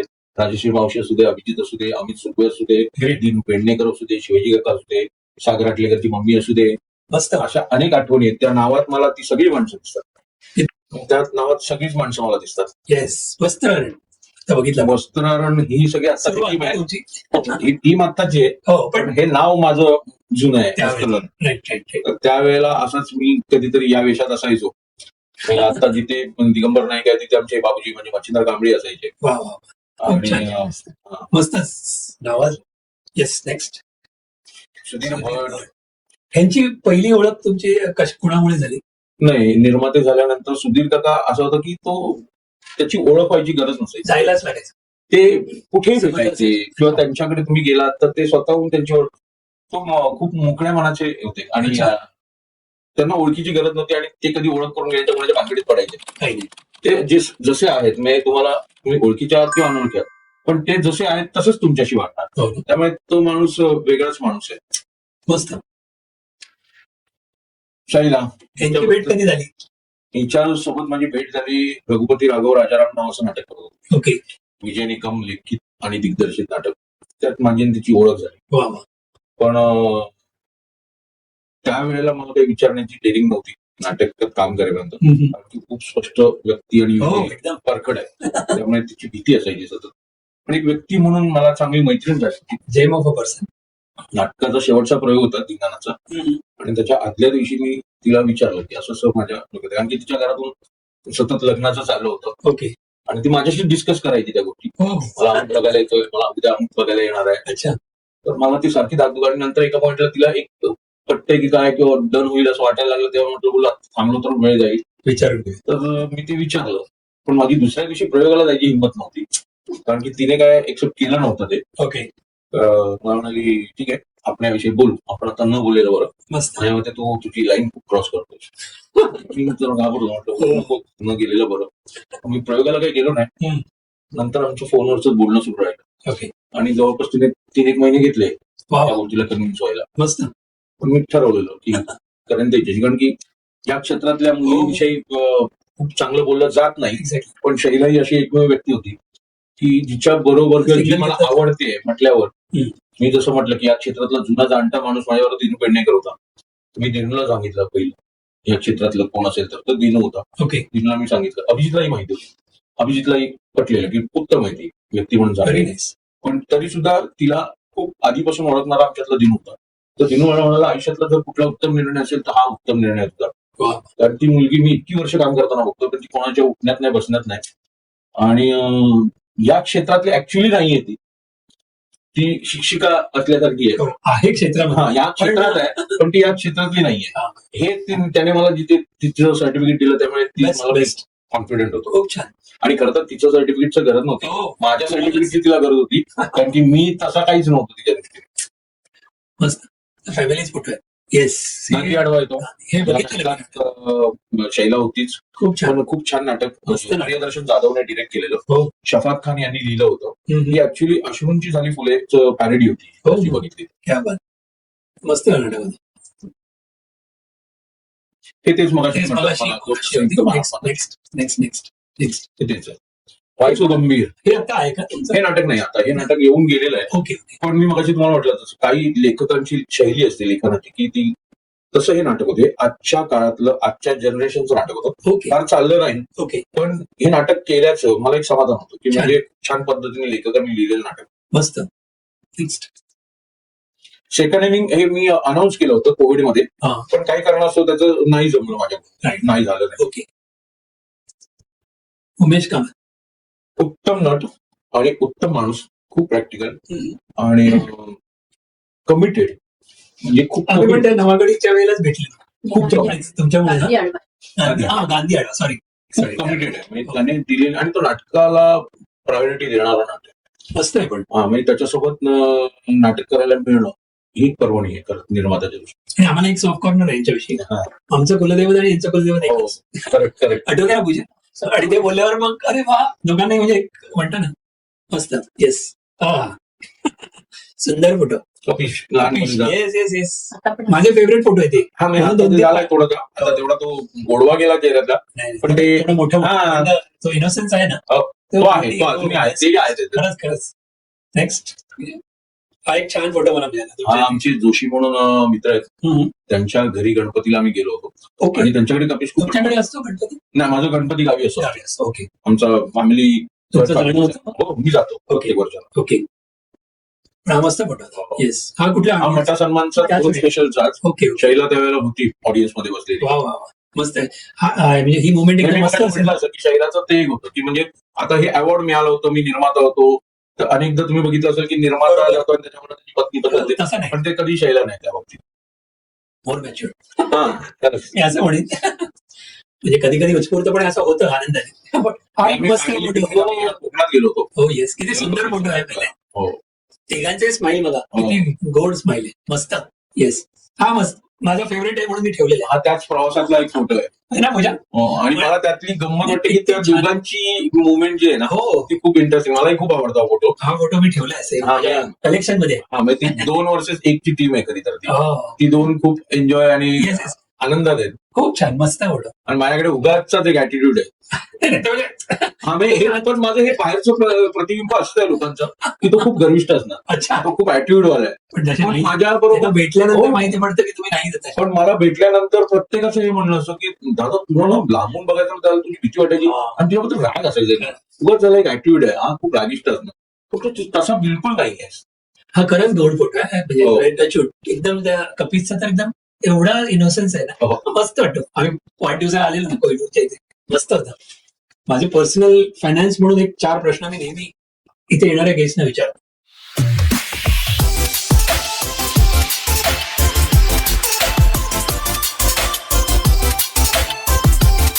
तर ते पहिले विचारून घेतो तुमच्याकडे. मी फायनान्स मधला आहे तुम्हाला माहिती आहे पण तरी सुद्धा तुमचं म्हणणं इथे जे गेस्ट येतात त्यांचं म्हणणं याविषयी काय ते 4च प्रश्न आहेत. तर लाईफ इन्शुरन्स तुम्हाला माहिती आहे तर लोक why life insurance people take it very lightly का घेतात? तुमचं म्हणणं काय असेल? लाईटली घेतात का पहिला? हे माझं म्हणणं म्हणजे लाईफ असं आहे. इन्शुरन्स घेतात बहुतेक. घेतात पण लाईटली घेतात म्हणजे कधी कधी तेवढं इम्पॉर्टन्स वाटत नाही असं होतं कधी कधी. तर असं कारण काय असेल? असं होतंय. माझ्या मते ना आत्ताची जनरेशन जी आहे अवेअरनेस आहे. ती अवेअरनेस आहे त्यांना. ते बऱ्यापैकी सिक्युअर लाईफ जगण्याचा प्रयत्न करते. आमच्या पिढीमधलं किंवा आमच्या आधीच्या पिढीला थोडंसं असं असावं की त्यांचं इन्कम किंवा त्यांना आज आपण जगतोय बरोबर पुढचं माहित नाही मला. बरोबर. या विचारावर जगणारी बरीचशी पिढी असावी. आणि आता हे कोविड किंवा हे पॅन्डेमिक ज्या सिच्युएशन बघितले त्याच्यानंतर बऱ्याच लोकांचं असं झालंच की नाही एक आपल्याकडे असा इन्शुरन्स असावा बरोबर. की मान्य आहे मला की आज ना उद्या मी कधी ना कधीतरी जाणार आहे. पण ती जाण्याचं एक जी वयोमर्यादा मला जो एक कॉन्फिडन्स होता की मी एक वयाची 50 गाठे मी 60 गाठे आणि गेल्या काही वर्षात तर आता ज्या पद्धतीने आपल्या ओळखीतला आपल्या परिचयाचा माणूस त्याचं वय नसतं आणि तो अकस्मात जातो हो. तेव्हा कुठेतरी One to मनात, फक्त भीती वाटायला लागली आणि तेव्हा कुठेतरी किंवा या कोविडमध्ये आपण अनेक घरं बघितली असेल बऱ्यापैकी बघ. की जी काही क्षणापुरती का असणार किंवा काही काळापुरती का असणार खूप सुखी समाधानी होती. पण या पॅन्डेमिक नंतर अगदी देशोधडीला लागली आणि त्यावेळेला त्यांच्याकडे असलेला पैसा त्यांनी त्यावेळेला त्यांच्या प्रॉपर्टीज आणि याच्यामध्ये इन्व्हेस्ट केला. पण अशा कुठेतरी इन्शुरन्समध्ये किंवा अशा लाईफ पॉलिसीमध्ये नव्हता जो खरं तर त्यांच्या पश्चात त्यांच्या फॅमिलीला खूप उपयोगाला आला असतो. तर त्या गोष्टी आता अवेअरनेस आहे. आहे ना. तर आपल्या ऑडियन्सला लाईफ इन्शुरन्स विषयी घेण्याविषयी 2 वाक्य तुम्ही सांगू शकलात तर? मी एवढं सांगेन की लाईफ यंग इन्शुरन्स जनरेशन असो कोणी. हो मी फक्त पॉलिसीचा वापर एवढ्यासाठीच नाही म्हणणार आहे, कारण की परागजीच आपले मित्र आहेत. त्यांनी आम्हाला खूपदा गाईड पण केलं आणि या बाबतीत मी कितीही काही सांगितलं तरी माझं सुद्धा अवेअरनेस नव्हता. माझी मिसेस शैला म्हणजे तिने बऱ्याचशा इन्व्हेस्टमेंट आणि या गोष्टी केल्या, ज्याचा फायदा जो मी आता ह्या इंटरव्ह्यूमध्ये जो काय माझा एक काळ सांगितला, जो पडता काळ असेल त्याच्यामध्ये परागजींच्या साह्याने म्हणा किंवा पूजा यांच्या मदतीने म्हणा, तिने बऱ्याचदा त्या गोष्टींमधून सुद्धा मला आधार दिलेला आहे. हे फक्त आयुष्याच्या शेवटी की तुमच्या नंतरच नाही तर त्या पॉलिसीचा वापर तुमच्या पडत्या काळात सुद्धा होऊ शकतो. यासाठी नक्कीच तुमची जी काही मिळकत आहे त्याच्यातून एक ठराविक रक्कम का असेना एक आपली बाजूला झाली पाहिजे आणि ज्याचा त्या इन्शुरन्स पॉलिसीचा मदतीने गुंतवणूक झाली पाहिजे. So nice, thank you. दुसरा प्रश्न मेडिक्लेम. 4च प्रश्न आहेत फायनान्स विषयी, कारण हे महत्वाचं आहे की आमचा पॉडकास्ट म्हणजे कम्प्लीट होऊ शकत नाही या 4 प्रश्नांशिवाय. तर how and Y mediclaim is must for every artist. खास तुम्ही एकदा मला सांगितलं पण म्हणजे माझं मेडिक्लेम तर- आर्टिस्ट किंवा मी असं म्हणेन की आर्टिस्ट आणि सर्वसाधारण सगळ्यांनाच. माणूस आहे हो. त्याच्यासाठी सुद्धा गरजेचं आहे. पुन्हा एकदा तेच की कोविडने सगळ्यांचेच डोळे उघडले की Health insurance. इन्शुरन्स या गोष्टी ज्यांच्याकडे होत्या त्यांनी बिनधास्तपणे चांगल्या हॉस्पिटलमध्ये जाताना सुद्धा त्यांना तो मनात विचार नव्हता, कारण की माझं कुठेतरी इन्शुरन्स माझ्या पाठीशी होता. त्यामुळे प्रत्येक कलाकार असू दे, कलाकार तर सतत त्याची धावपळ सुरू असते. डे नाईट काम करणं, रात्री अपरात्री जागरणं, वेळी अवेळी जेवण, याच्या सगळ्यामुळे स्वास्थ्यावर कुठे ना कुठेतरी परिणाम होण्याचे चान्सेस असतात. तर त्यावेळेला अशा पद्धतीचा मेडिक्लेम आणि उद्या जर खरंच काय घडलं तर ज्या शरीराने आपल्याला लाखो रुपये मिळवून दिलेले आहेत योग्य पद्धतीने काम करून, तर त्या शरीरासाठी सुद्धा 1 लाख रुपयाची कुठेतरी ठेव जमा करून ठेवणं गरजेचं आहे. म्हणून प्रत्येकाचं एक लाईफ इन्शुरन्स किंवा मेडिक्लेम असणं तेवढंच गरजेचं आहे. छान. Do people know about SIP? तुम्ही SIP म्युच्युअल फंड ऐकला असेल, तर SIP तुम्ही पण ऐकलं असेल.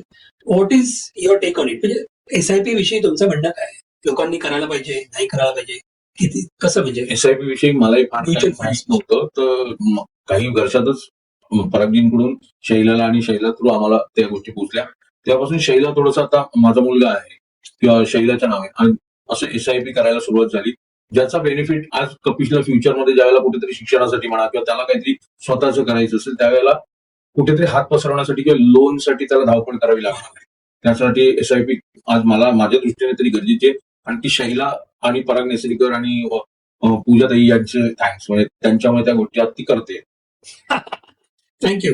ही आमची ऍडव्हर्टाईज केली तुम्ही. येस. येस. पण आता शेवटचा प्रश्न, फायनान्शियल प्लॅनिंग हे ऐकलंय तुम्ही, तर असं सगळ्यांनीच करायला पाहिजे, पण वाय एव्हरी बॉलिवूड और सिनेमा और serial artist should have there financial planning?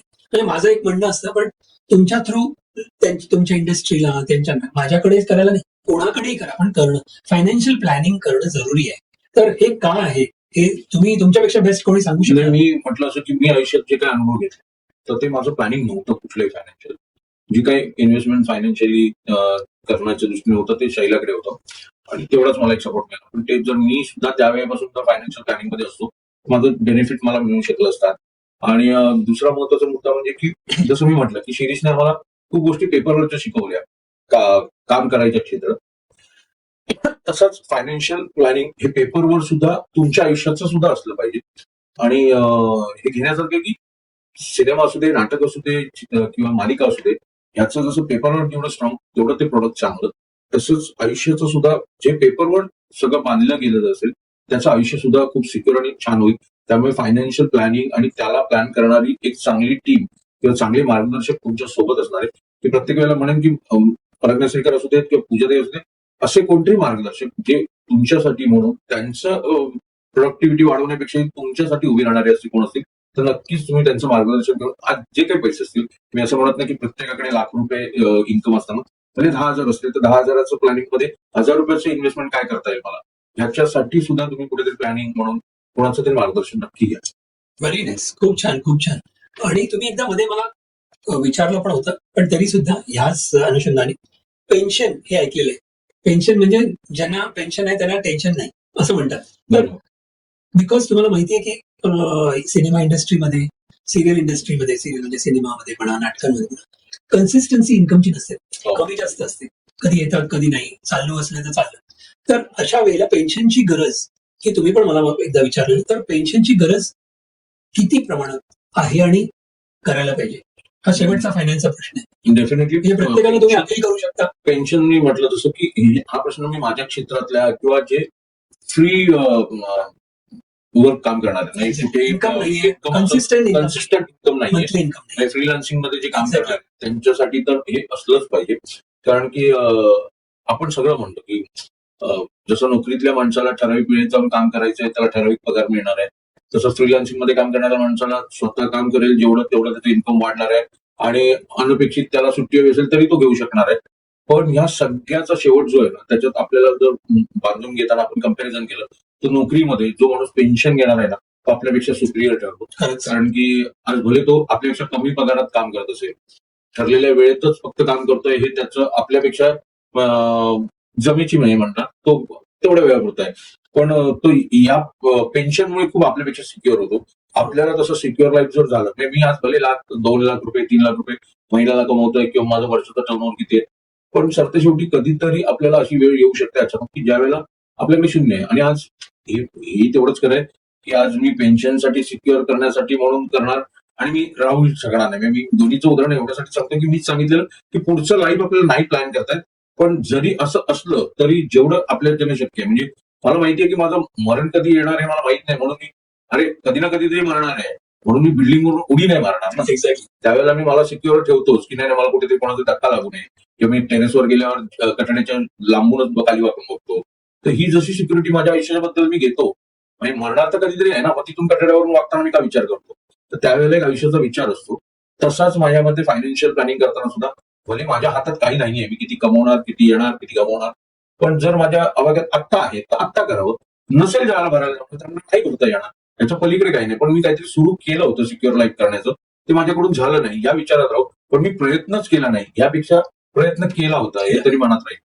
पेन्शननी काय होतं, कोविडमध्ये तुम्ही बघितलं असेल की कोविडमध्येच लोकांना पेन्शनचं महत्व जास्ती कळलं. कारण सगळे घरी होते, कामधंदा बंद होता. पण एक सर्टन 100 रुपये तुमचा खर्च असेल तरी त्या 100 रुपयापैकी 25 रुपये मेंटेनन्स म्हणा, जेवणासाठी जास्ती जात नव्हता, पण मेंटेनन्स म्हणा, लाईट बिल असेल, एवढ्या गोष्टींसाठी 100 पैकी 30 रुपये 25 रुपये हे फिक्स खर्च होता बरोबर. घरी बसल्यावर. पण त्यामुळे लोकांचा पेन्शनच्या पाठी मत जास्ती चांगलं झालं की बाबा काही झालं उद्या तरी पेन्शन ही 25 रुपयाचं 30 रुपयाचं 100 पैकी तुमचा जसा खर्च आहे ते पाहिजे. थँक्यू. मस्त. आता शेवटची राऊंड आपली ह्या पॉडकास्टची रॅपिड फायर राऊंड. तुम्हाला एक शब्दामध्ये किंवा एक वाक्यामध्ये जरी सांगता आलं तर सांगू शकता.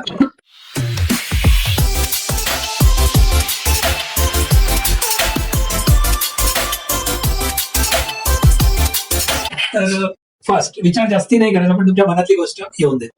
तुमचं आवडतं नाटक? असे खूप असतील, पण तर इमिजिएटली निर्मिती म्हणून लग्न कल्लोळ ओके. आणि नाटक म्हणून 2 स्पेशल.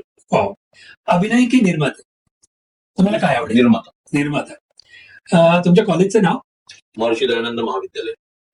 पहिला अभिनय रोल, फर्स्ट तुमचा रोल आठवतो? व्यावसायिक नाटकातला माझा प्रमुख भूमिकेतला सदाचा बाप 420. ओके. पण तुम्ही वस्त्रांमध्ये काम केलेलं, पण ते रिप्लेसमेंटच होतं. ओके. फ्रेश नाटक म्हणजे माझं व्यावसायिकचं पहिलं सदाचा बाप 420. ओके. आता हे जरासा कोडासारखं वाटेल तुम्हाला, पण तुमचा एक मराठी फेवरेट शब्द असं असतं काही चांगलं आवडत्या वेळेला पण म्हणा किंवा काहीतरी असतं तसं काय आहे? माझ्या याच्यात बऱ्याच जण म्हणजे खूप येतं किंवा मला अच्छा म्हणजे बऱ्याच अरे वा, हे मी आता बघायला पॉडकास्ट मध्ये बघायला पाहिजे आपल्याला. ओके. नाटकांमध्ये नायक भूमिका की खलनायक? तुम्हाला स्वतःला किंवा असं बघायला पण दोन्ही सांगा. मला खलनायक बघायला आवडतो. बघायला आणि करायला पण मला खलनायकच आवडेल. हो. बघा, ऐकतायत, हो, सगळे निर्माते ऐकतायत आणि दिग्दर्शक ऐकतायत, तुम्हाला घेणार लगेच. येस, मस्त. डोळ्यांमध्ये प्रेम कधी असतं तुमच्या? आईचा आजही फोटो बघतो त्यावेळी. खूप छान. The secret of your success असं विचारलं तर काय असेल गुपित तुमचं सिक्रेट? आई आणि बाबा. चहा की कॉफी? चहा. 100% आनंद तुम्हाला कधी मिळतो? मी कपिश आणि शैला सोबत असतो. वा, क्या बात आहे. मस्त. बेस्ट सोर्स ऑफ इन्स्पिरेशन तुमचं? माझे सगळेच प्रेरणा म्हणजे विजय सर, ओके, प्रवीण त्रिभुवन सर आणि ते आहेत सर. हो, ओके. प्रवीण त्रिभुवन सर, विजय केमकरे, नीना राऊत वा वा. आणि माझे सगळेच निर्माते मित्र. खूप छान. मस्त. फेवरेट मुवमेंट वाईल प्रोड्युसिंग अ प्ले. तुम्ही हे नाटक निर्माण करताना सर्वात आवडता क्षण तुमचा कुठला असतो? तालीम. तालीम. तालीम. वा वा. ती मजा वेगळीच ना, त्याचे अनुभव हो. बिहाइंड द सीन्सचे. पण कधी शूट करता का? हो, बरेच आता ते सुरू झालंय. सुरू झालंय ना, पण ती बघायला मजा येते लोकांना, पण आम्हाला पण म्हणजे खूप बघायला मजा येते. Can you describe your life in one word? एका शब्दाने तुमचं जीवन सांगू शकता? फिल्मी. परत एकदा कम्प्लीट फिल्मी. काय म्हणता? हो, म्हणजे एवढे चढ उतार, एवढ्या सगळ्या गोष्टी, हे अच्छा, सगळं सिनेमातलं. फिल्मी असं म्हणून फिल्मी. हा, एवढं तुम्ही फिल्मी नाही आहात. नाही, माझ्या आयुष्यात खूप घडलं येस आहे. येस येस, त्यामुळे एक कथा ना घेते. खरंच आहे. हो, आता मी असं शांतपणे 2 मिनिटं ऐकली. आता आपण जो पॉडकास्ट आला, मी एवढं कधीच माहित नव्हतं. तुमच्यामुळे आज या पॉडकास्टमुळे थँक्यू सो मच. तुमचं best advice you have ever received. तुमच्या जीवनातील सर्वोत्तम सल्ला कोणी दिला किंवा कोणी दिला तर काय सांगाल? मी जसं म्हटलं असं की बेस्ट सल्ला माझा दिला गेला तो माणूस म्हणजे सुधीर. कोण असे समोर येतात पटकन? सुधीर Yes, ते एक सांगितलं. त्यानंतर माझे बाबा. त्यांनी काय दिलं? त्यांनी सल्ला असा दिलेला की मी ज्या क्षणी नाटकाच्या कर्जाच्या डोंगराखाली होतो आणि मी टेन्शन मध्ये वावरत होतो, त्यावेळेला ते एकदा थोडंच म्हणाले की काय एवढं टेन्शन घेतलंयस, काय होणार आहे? नाही, चालेल. अरे बघ, टेन्शन घेणार असेल तर ते क्षेत्र तुझं तू घे. जर तुला टेन्शन घ्यायचं नसेल आणि तुला त्या क्षेत्रात काम करायचं नसेल तर उद्या मी सगळंच्या सगळं कर्ज उतरवू. पण परवापासून तर त्या शिवाजी मंदिरच्या दादरचा दान आहे काढे. ही मोठी शिक्षा तुमच्यासाठी. मग तू ठरव तुला काय करायचं. कारण की मी उद्या कर्ज उतरवलं, पुन्हा तू शिवाजी मंदिरच्या दादरला तिकडे ते जाणार, पुन्हा त्याच गोष्टी करणार आणि तिथे तेच घडणार असेल तर मी उतरवून उपयोग काय? मग तिथेच काम करतोय. जिथे पाकिट हरवलंय, जिथे खड्डा खणला गेला तिकडेच भर शोध. काय टेन्शन नसतं, चढ उतारही येत असतात. त्यामुळे तो सल्ला खूप आयुष्यातला महत्वाचा होता. आणि आणखीन एक त्यांनी दिलेला असं की काही कर, धंद्यातला लॉस कव्हर करता येतो, बाई आणि बाटलीमधला लॉस कव्हर करता येणार नाही. क्या बात. खूप मोठी गोष्ट. असं त्यांनी सांगितलेलं होतं.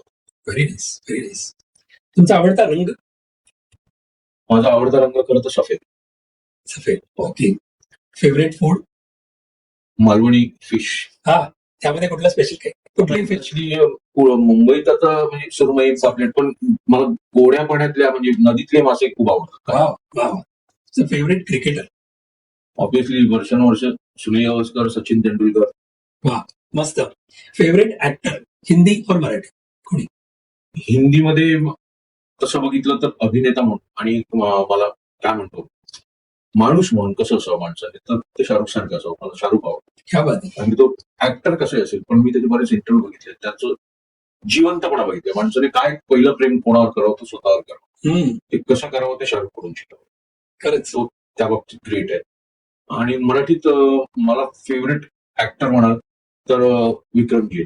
मस्तच, ग्रेट. आणि ऍक्ट्रेस मध्ये जर विचारलं तर ऍक्ट्रेस मध्ये म्हणजे खरं सांगायचं तर मराठी मराठीमध्ये ऍक्ट्रेस मध्ये माझ्या आवडीच्या होत्या खरं तर रीमाताई होत्या. वा. रीमाताई खूप छान मला छान. आवडायचं. मस्त. हिंदीमध्ये काही हा, हिंदीमध्ये जुन्यापैकी म्हणजे रेखा. क्या बात. Favourite music director? हे आहे. एअर रेमन. वा. Favourite vacation? कोकण. वा. किती वेळा झाला कोकणला? रोज सकाळी उठून रात्री पण मी जातो. वा वा. आता पण तुम्ही जाऊन आलात? हो, आणि मी कोकणातले प्रवास असे केले अनेकदा. हो, तुम्ही मी आज रात्री जाऊन सकाळी आपण पोहोचलोय. बसलेलो त्यावेळेला तुम्ही मला सांगितलं तेव्हा मला जाम इच्छा झाली की तुमचे प्रोडक्शन मध्ये सगळे खुश असतील बिकॉज तुम्ही एक एक जॉईंट कुठे तिथे काय मिळतं बेस्ट हे तुम्हाला माहिती आहे. Yes. वा वा. म्हणजे तुमच्या पूर्ण टीमला ट्रीट असणार ती ऍक्च्युली. फेवरेट मेसेज टू कपिश? कपिशसाठी एक मेसेज द्यायचा तुम्हाला आज तर काय सांगाल? असा तो छोटा जे मी त्याला नेहमीच सांगत आहे, येस. जे करशील ते प्रामाणिकपणे कर आणि जे करशील ते मनापासून कर. म्हणजे त्यात किती मिळत आहे इथेच किंवा बघून सांगा. त्याच्यातून पैसे किती मिळणार आहेत किंवा प्रसिद्धी किती मिळणार आहे. सॉरी परत एकदा इथे बघून कपिशसाठी मेसेज प्लीज. एवढं सांगेन की जे करशील ते प्रामाणिकपणे कर, मनापासून कर. पैसे किती मिळत आहेत, प्रसिद्धी किती मिळणार आहे याच्या मागे धावू नकोस. छान पद्धतीने काम कर. त्या गोष्टी सगळ्या ज्या आहेत पैसा प्रसिद्धी या आपसूक मिळतील. प्रामाणिकपणे त्या कामावर जर निष्ठेने काम केलं तर लक्ष्मी नेहमीच प्रसन्न असते. क्या बात आहे. आता सेम तसाच मेसेज बाबांसाठी तुम्ही बाबांसाठी मेसेज नाही, बाबांसाठी काय सांगेल या मोमेंट? ह्या जन्मी माझे तुम्ही बाबा झालात, पुढच्या जन्मी सुद्धा तुम्हीच माझे बाबा व्हा. हीच माझी म्हणजे मी खूप मोठं पुण्य केलं होतं क्या बात. की सो नाईस होते मस्त. आणि आता मेसेज शैलाजींसाठी. शैलासाठी मेसेज काय आता म्हणजे खरं तर किती आपला- रागही येतो तिचा, पण इथे बघून- त्यावेळी तिथे बघून म्हणजे खूपदा चिडचिड होते, सगळं होतं, पण त्या क्षणी असं वाटतं की ज्या क्षणी तिच्याकडे संधी होती की म्हणजे तिने मी तिला असं ऑफर दिली होती की तुला या क्षेत्रात निर्मिती करणारा निर्माता नवरा हवाय की मी माझ्या वडिलांचा वडिलोपार्जित व्यवसाय करणारा एक बिझनेसमॅन हो. तर तिने त्यावेळेला तिच्या सिक्युअर लाईफ किंवा सिक्युअर संसाराचा विचार न करता माझा आनंदाचा विचार केला होता. म्हणजे तिला माहिती होतं की ह्याने किती विचारलं तरी याला आनंद एक निर्माता म्हणून नाट्य निर्मिती किंवा मालिका निर्मिती करण्यात जो आहे तो बाबांसोबत काम करण्यात नाहीये.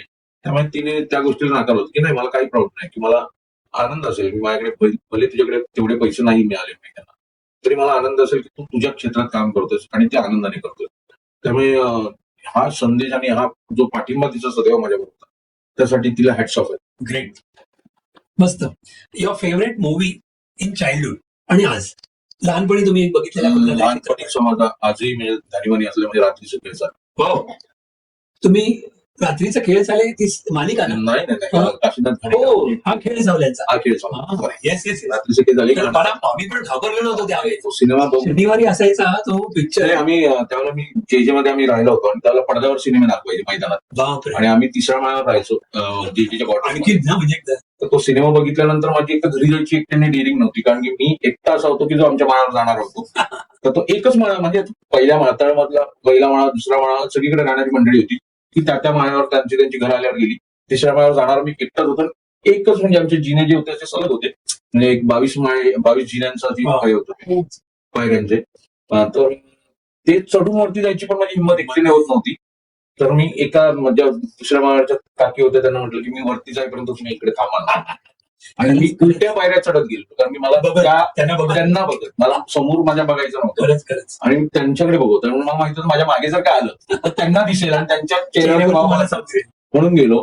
आणि वरती गेल्यावर मग समोर बघितलं माणसं झोपली आहेत तिथे. घरी गेलो त्यावेळेला कॉमन टॉयलेट बाथरूम असायचं. ते कॉमन टॉयलेट बाथरूम मध्ये जायची माझी हिंमत नाही झाली. त्यावेळेला आपल्याकडे मोरी असायची. हो आणि आईला आमच्या बिलकुल नाही आवडायचं की मोरीत त्यावेळेला स्त्रियां व्यतिरिक्त कोणी नाही. बरोबर. ते मी गप्पपणे जसं स्त्रिया ज्या पद्धतीने लग्न करतात तशी लग्नी करून शांतपणे येऊन बाबांच्या कुशीत झोपलेलो. आणि मी नेहमी खाटेवर झोपायचो बाबांसोबत. तर मी भिंतीकडे झोपायचो आणि बाबा बाहेरच्या बाजू. तर नेहमी मला कधी झोपायचं की मी उकडी बसल घेऊन झोपायचो आणि असं भिंतीकडे बघायचो. पण त्या दिवशी मला भिंतीकडे बघायची हिंमत नव्हती. मी बाबांच्या पोटात जवळपास घुसायचा बाकी होतो की नाही मला आता ह्याच्यापेक्षा सिक्युअर आयुष्यात काय असू शकत नाही. एवढा ती भावना म्हणजे खरंच तो सिनेमा सुंदर. आणि आत्ताचं म्हटलं तर कुठला आवडतं फेवरेट? असं आहेत खूप आहेत पण तरी एखादा. हा आता मला सिनेमा बघायला आवडतो 3 इडियट्स मला खूप बघायला. मस्त. म्हणजे आयुष्य खूप पॉझिटिव्हली घेणार खूप छान आणि मैत्री पण आहे सगळंच आहे. खूप जे मला आवडणाऱ्या गोष्टी आहेत. इन्स्पिरेशन सगळं आणि मजा पण दुनियादारी सगळं आहे त्याच्यात. आणि साधारण एकापेक्षा जास्ती वेळेला बघितलेला मूवी एखादा आहे तुमचा कुठला? हो असा मराठी कुठला? जो जिता वैशिका. वा आणि मराठीमध्ये आपलं हे अशी बनवणी. वा अगदी मी पण आम्ही पण अजूनही कधी लाईट मोड परत लावतो आणि अजूनही कोण धनंजय माने आहेत का? अजूनही मग हसायला म्हणजे कधी कधी म्हणतो एवढ्या वेळा आपण हसतोय पण परत हसतोय. रिअली मस्त. लास्ट प्रश्न. Your message to any new serial or नाटक प्रोड्युसर म्हणजे कोणी नाटकचे निर्माते असतील किंवा सिरियलचे निर्माते असतील नवीन जे पदार्पण करतायत किंवा त्यांच्यासाठी काय मेसेज तुम्ही द्याल? त्यांच्यासाठी मेसेज मेसेज असू शकतो चांगला काही संदेश म्हणू शकता तुम्ही. हा मी फक्त एक इन्स्पिरेशन पण असू शकतो. आवड आहे किंवा मला पैसे आहेत म्हणून निर्मिती प्रक्रियेमध्ये परत येऊ नका. तर त्यातलं काहीतरी जाणून घेऊन मला एक चांगली निर्मिती करायची आहे ह्या ईर्षेने ज्यावेळेला याल ना त्यावेळेला खऱ्या अर्थाने तुमच्या पैशांचं पण योग्य पद्धतीने तुम्ही कुठेतरी काय म्हणतो इन्व्हेस्टमेंट केली असं होईल आणि खरंच इंडस्ट्रीला काहीतरी कॉन्ट्रीब्युट केलं जात होईल. तर मी माझं सगळ्यांना एकच म्हणणं आहे की केवळ पैसे आहेत आणि माझ्या ओळखीची 4 मंडळी आहेत त्यातली म्हणून मी नाटकं करायला आलोय आणि मग ते पैसे टाकायचे आपल्याला उगाच कारण की त्या वेळेला त्या इंडस्ट्रीतल्या 4 टाळक्यांसाठी म्हणून नाटक करायला येणं किंवा कुठलीही कलाकृती करणं बरोबर हे मला योग्य वाटत नाही. तर त्यावेळेला जर तुमचे ते मेहनतीचे पैसे आहेत तर त्याचं इन्व्हेस्टमेंट ही योग्य पद्धतीने आणि तुमची 100% जिथे तुम्हाला देता येणार आहे अशा प्रक्रियेमध्ये ठेवून तुम्ही नक्कीच करा. खूप छान, मस्त.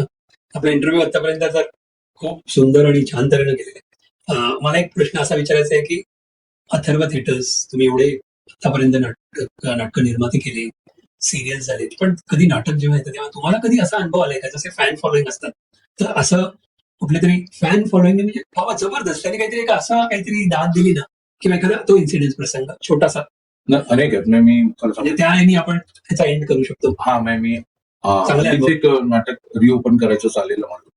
तर एक छान नटी आहे जी आपली आत्ताची सिरियल जी हास्य जत्रा आहे, हो हो तर त्यातल्या अभिनेत्री आहेत, इंदुलकर, जी प्रियदर्शिनी. हो हो हो.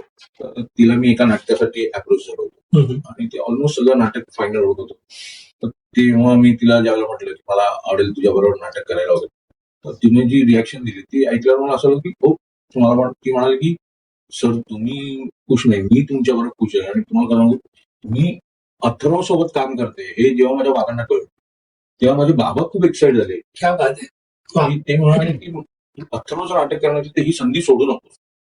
म्हणजे अथर्वच्या नाटकातून आलेले कलाकार त्यांनी बघितलेले आहेत, अथर्वची नाटकं त्यांनी सातत्याने बघितली, त्यांनी निवडले म्हणजे काहीतरी चांगलं असेल हा जो विश्वास आहे. तर त्यांनी मला सतत सांगितलं की तू बाकी काही विचार करू नको, अथर्वचं नाटक आहे ते सोडू नको. तर मला ते असं झालं की एक आपल्याबद्दल आपल्या अपरोक्ष कोणती अशी ग्वाही देते की खरंच आपल्या संस्थेतून काम करायला मिळणं क्रेडिबिलिटी. एक संधी त्यांना मिळते. आणि असंही नाही की ती काहीतरी स्ट्रगलर आहे, हो हो. ती मस्त. आजच्या घडीला आपली एस्टॅब्लिश नटी आहे. तिने सिनेमा केलाय, खूप छान. तो तिच्या इंडिपेंडेंट लीड केलंय तिने.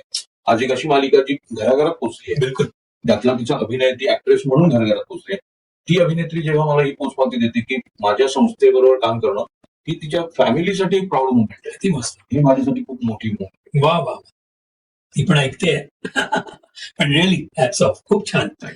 शेवटचा message to our audience, the APN podcast show, APN show आपला जो आहे तो त्या प्रेक्षकांसाठी आणि एपीएन शो विषयी तुम्हाला कसं वाटलं आणि आतापर्यंतचा अनुभव प्लीज. मी तुम्हाला मला सांगा. म्हटलं असं की मी काय फार मुलाखती दिलेल्या आहेत, जे काय आमच्या नाटकाच्या आधी न्यूजवर इंटरव्ह्यूज होतात, निर्माते म्हणून नाटकाविषयी वगैरे अशा इंटरव्ह्यूज दिले गेले.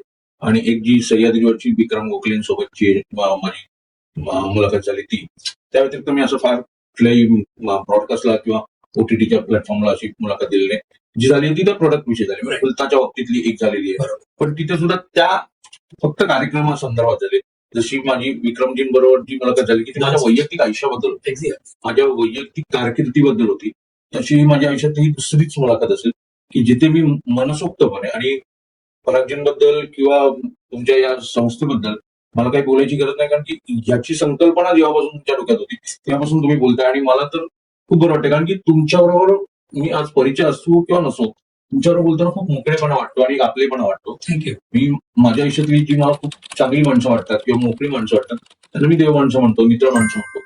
त्याच कॅटेगरीमधले तुम्ही या. त्यामुळे तुमच्याबरोबर बसताना मला नेहमीच बरं वाटतं की एक म्हणतो ना की समोरच्या जे वाईब्स आपल्याला काही वेळेला देऊन जातात. प्रत्येक वेळेला त्या माणसाने कुठल्या ना कुठल्या स्वरूपात मदत केली पाहिजे याच्याला लागणार, पण त्याच्यावर 4 गोष्टी शेअर केल्यावर सुद्धा बरोबर. आपल्याला रिलॅक्स वाटतं. तर तसे तुम्ही आहात. आणि मला इथे बोलताना मग ते माझ्या आयुष्यातली किती वैयक्तिक गोष्ट असते तर मला कधीच असं काय म्हणतो आडेवेडे घ्यावेसे वाटले नाही, ह्या गोष्टी लपवाव्यात, या गोष्टी उघड कराव्यात असं नाही. तर जे प्रामाणिकपणे, आणि ही वास्तू अशी आहे की इथे माझ्या मते तुम्ही लाईफचे इन्शुरन्स करता, तसंच मनातले गोष्टींना वाट करून देणारी आणि लाईफ मधले इन्श्युअर आणि सिक्युअर आयुष्य जगताना कुठल्या गोष्टी येतात तर त्या गोष्टी सुद्धा आपसुक या वास्तू तोंडावर येतात. आणि तसाच माझा हा इंटरव्ह्यू झाला असं मला वाटतंय. त्यामुळे तुम्ही यापुढे सुद्धा अशाच पद्धतीने छान छान लोकांचे इंटरव्ह्यू, मी इथे म्हणणार नाही की हा सक्सेस इंटरव्ह्यू किंवा प्रेरणादायी, ज्यांना याच्यातून माझं प्रवासातून जे काय मी सांगितलं त्यातून जे काय घेता येईल निश्चित घ्यावं. पण परागजींबरोबर बसून खूप बरं वाटलं, मन मोकळं झालं. कुठेतरी आपण म्हणतो ना की आपल्याला आयुष्यात आलेल्या गोष्टी आपण बोलण्याने त्याच्यातून कित्येकदा मार्ग मिळतात किंवा युनिव्हर्सला सुद्धा एक मेसेज जातो की हा याच्यातून सावरलाय किंवा एक पॉझिटिव्ह थॉट जातो की नाही याच्यावर संकट नाहीये, हा याच्या आयुष्यातला एक मार्ग किंवा एक प्रवास सांगितला त्याने आणि तो प्रवास असेल तर तो मागे सरलेला आहे. त्यामुळे मी माझ्या आयुष्यातली संकटात जरी इथे बोललो असतो तर ती संकट सरलेली संकट बोललो, कारण की येणारी संकट कोणीच आधी सांगू शकत. त्यामुळे झालेली संकटच माझी एवढी मोठी होती याच्यापेक्षा माझ्या आयुष्यात मोठी संकट काही येऊ शकणार नाही. त्यामुळे खूप मला बरं वाटतंय. Thank you so much. Thank you so much. जाता जाता आपल्या ऑडियन्सला आपला एपेन शो पॉडकास्ट जो एपेन शो आहे द एपेन शो ह्याला कमेंट सबस्क्राईब लाईक करा तुमच्या वतीनं जरूर सांगा. मी आणि सगळ्यांना हा episode जरूर पहा आणि कमेंट घ्या. हो, द एपीएन शोला तुम्ही सबस्क्राईब करा, लाईक करा, कमेंट करा आणि जास्तीत जास्त तुमच्या इतर मित्रमंडळींपर्यंत पण पोहोचवा. काय कोणास ठाऊक की माझ्या आयुष्यातला असा एखादा अनुभव असेल किंवा एखादी घटना असेल की जी तुमच्या सोभोवताली असलेल्या तुमच्या मित्राला, मैत्रिणीला, मग किंवा वडिलांना कुठेतरी कनेक्टिव्हिटी किंवा कुठेतरी एक आशेचा किरण देणारा होऊन जाईल. किंवा हा इन्शुरन्स बद्दलचा मुद्दा असेल, मग तो माझ्या आयुष्यातल्या कुठल्याही जडणघडणीतला मुद्दा असेल, तो कोणाला काय वाट देईल किंवा आधार देईल. जसं मी तुम्हाला म्हटलं असं की सलीम खान यांचं एक वाक्य मी आयुष्यासाठी माझ्या मनाची गाठ बांधून घेतलेलं आहे. तसं माझ्या आयुष्यातलं एखादं वाक्य तुमच्या कोणातरी आयुष्याची गाठ बांधेल आणि ते प्रेरणादायी ठरू शकतं. त्यासाठी नक्की या प्रॉडकास्टला जास्तीत जास्त सबस्क्राईब करा, लाईक करा आणि शेअर करा. थँक्यू. बघायला पण सांगा जरूर. बघायला माझा एपिसोड कधी बघणार आहे पण फक्त माझा नाही, तर या ब्रॉडकास्टवरचे इतरही एपिसोड, कारण की प्रत्येकाचा अनुभव वेगळा असतो, प्रत्येकाचे आयुष्यातले प्रसंग वेगळे असतात, त्यातून प्रत्येकाकडून शिकता येईल. आणि मी म्हणेन की कुठलाही ओटीटीवरचा एक वेब सिरीज बघणं हे जेवढं आपल्याला इंटरेस्टिंग असतं, तसं एखाद्याचं प्रत्येकाचं आयुष्य असतं. ते जर त्याच्यातून इंटरेस्टिंग आणि काही घेता येत असेल, काही देता येत असेल, तर नक्कीच ते बघावं. आणि या ब्रॉडकास्टवर अशाच पद्धतीच्या सिरीज होत राहणार आहेत. त्यासाठी या ब्रॉडकास्टवर सातत्याने नजर ठेवा की नवीन एपिसोड कधी येतोय, नवीन एपिसोडमध्ये येणारा अतिथी किंवा गेस्ट कोण आहे. आणि परत नक्कीच चांगलीच लोक या ब्रॉडकास्टवर आणतील त्याची मला गॅरंटी आहे. तर तुम्ही सुद्धा लक्ष ठेवा आणि सगळे एपिसोड बघा. धन्यवाद.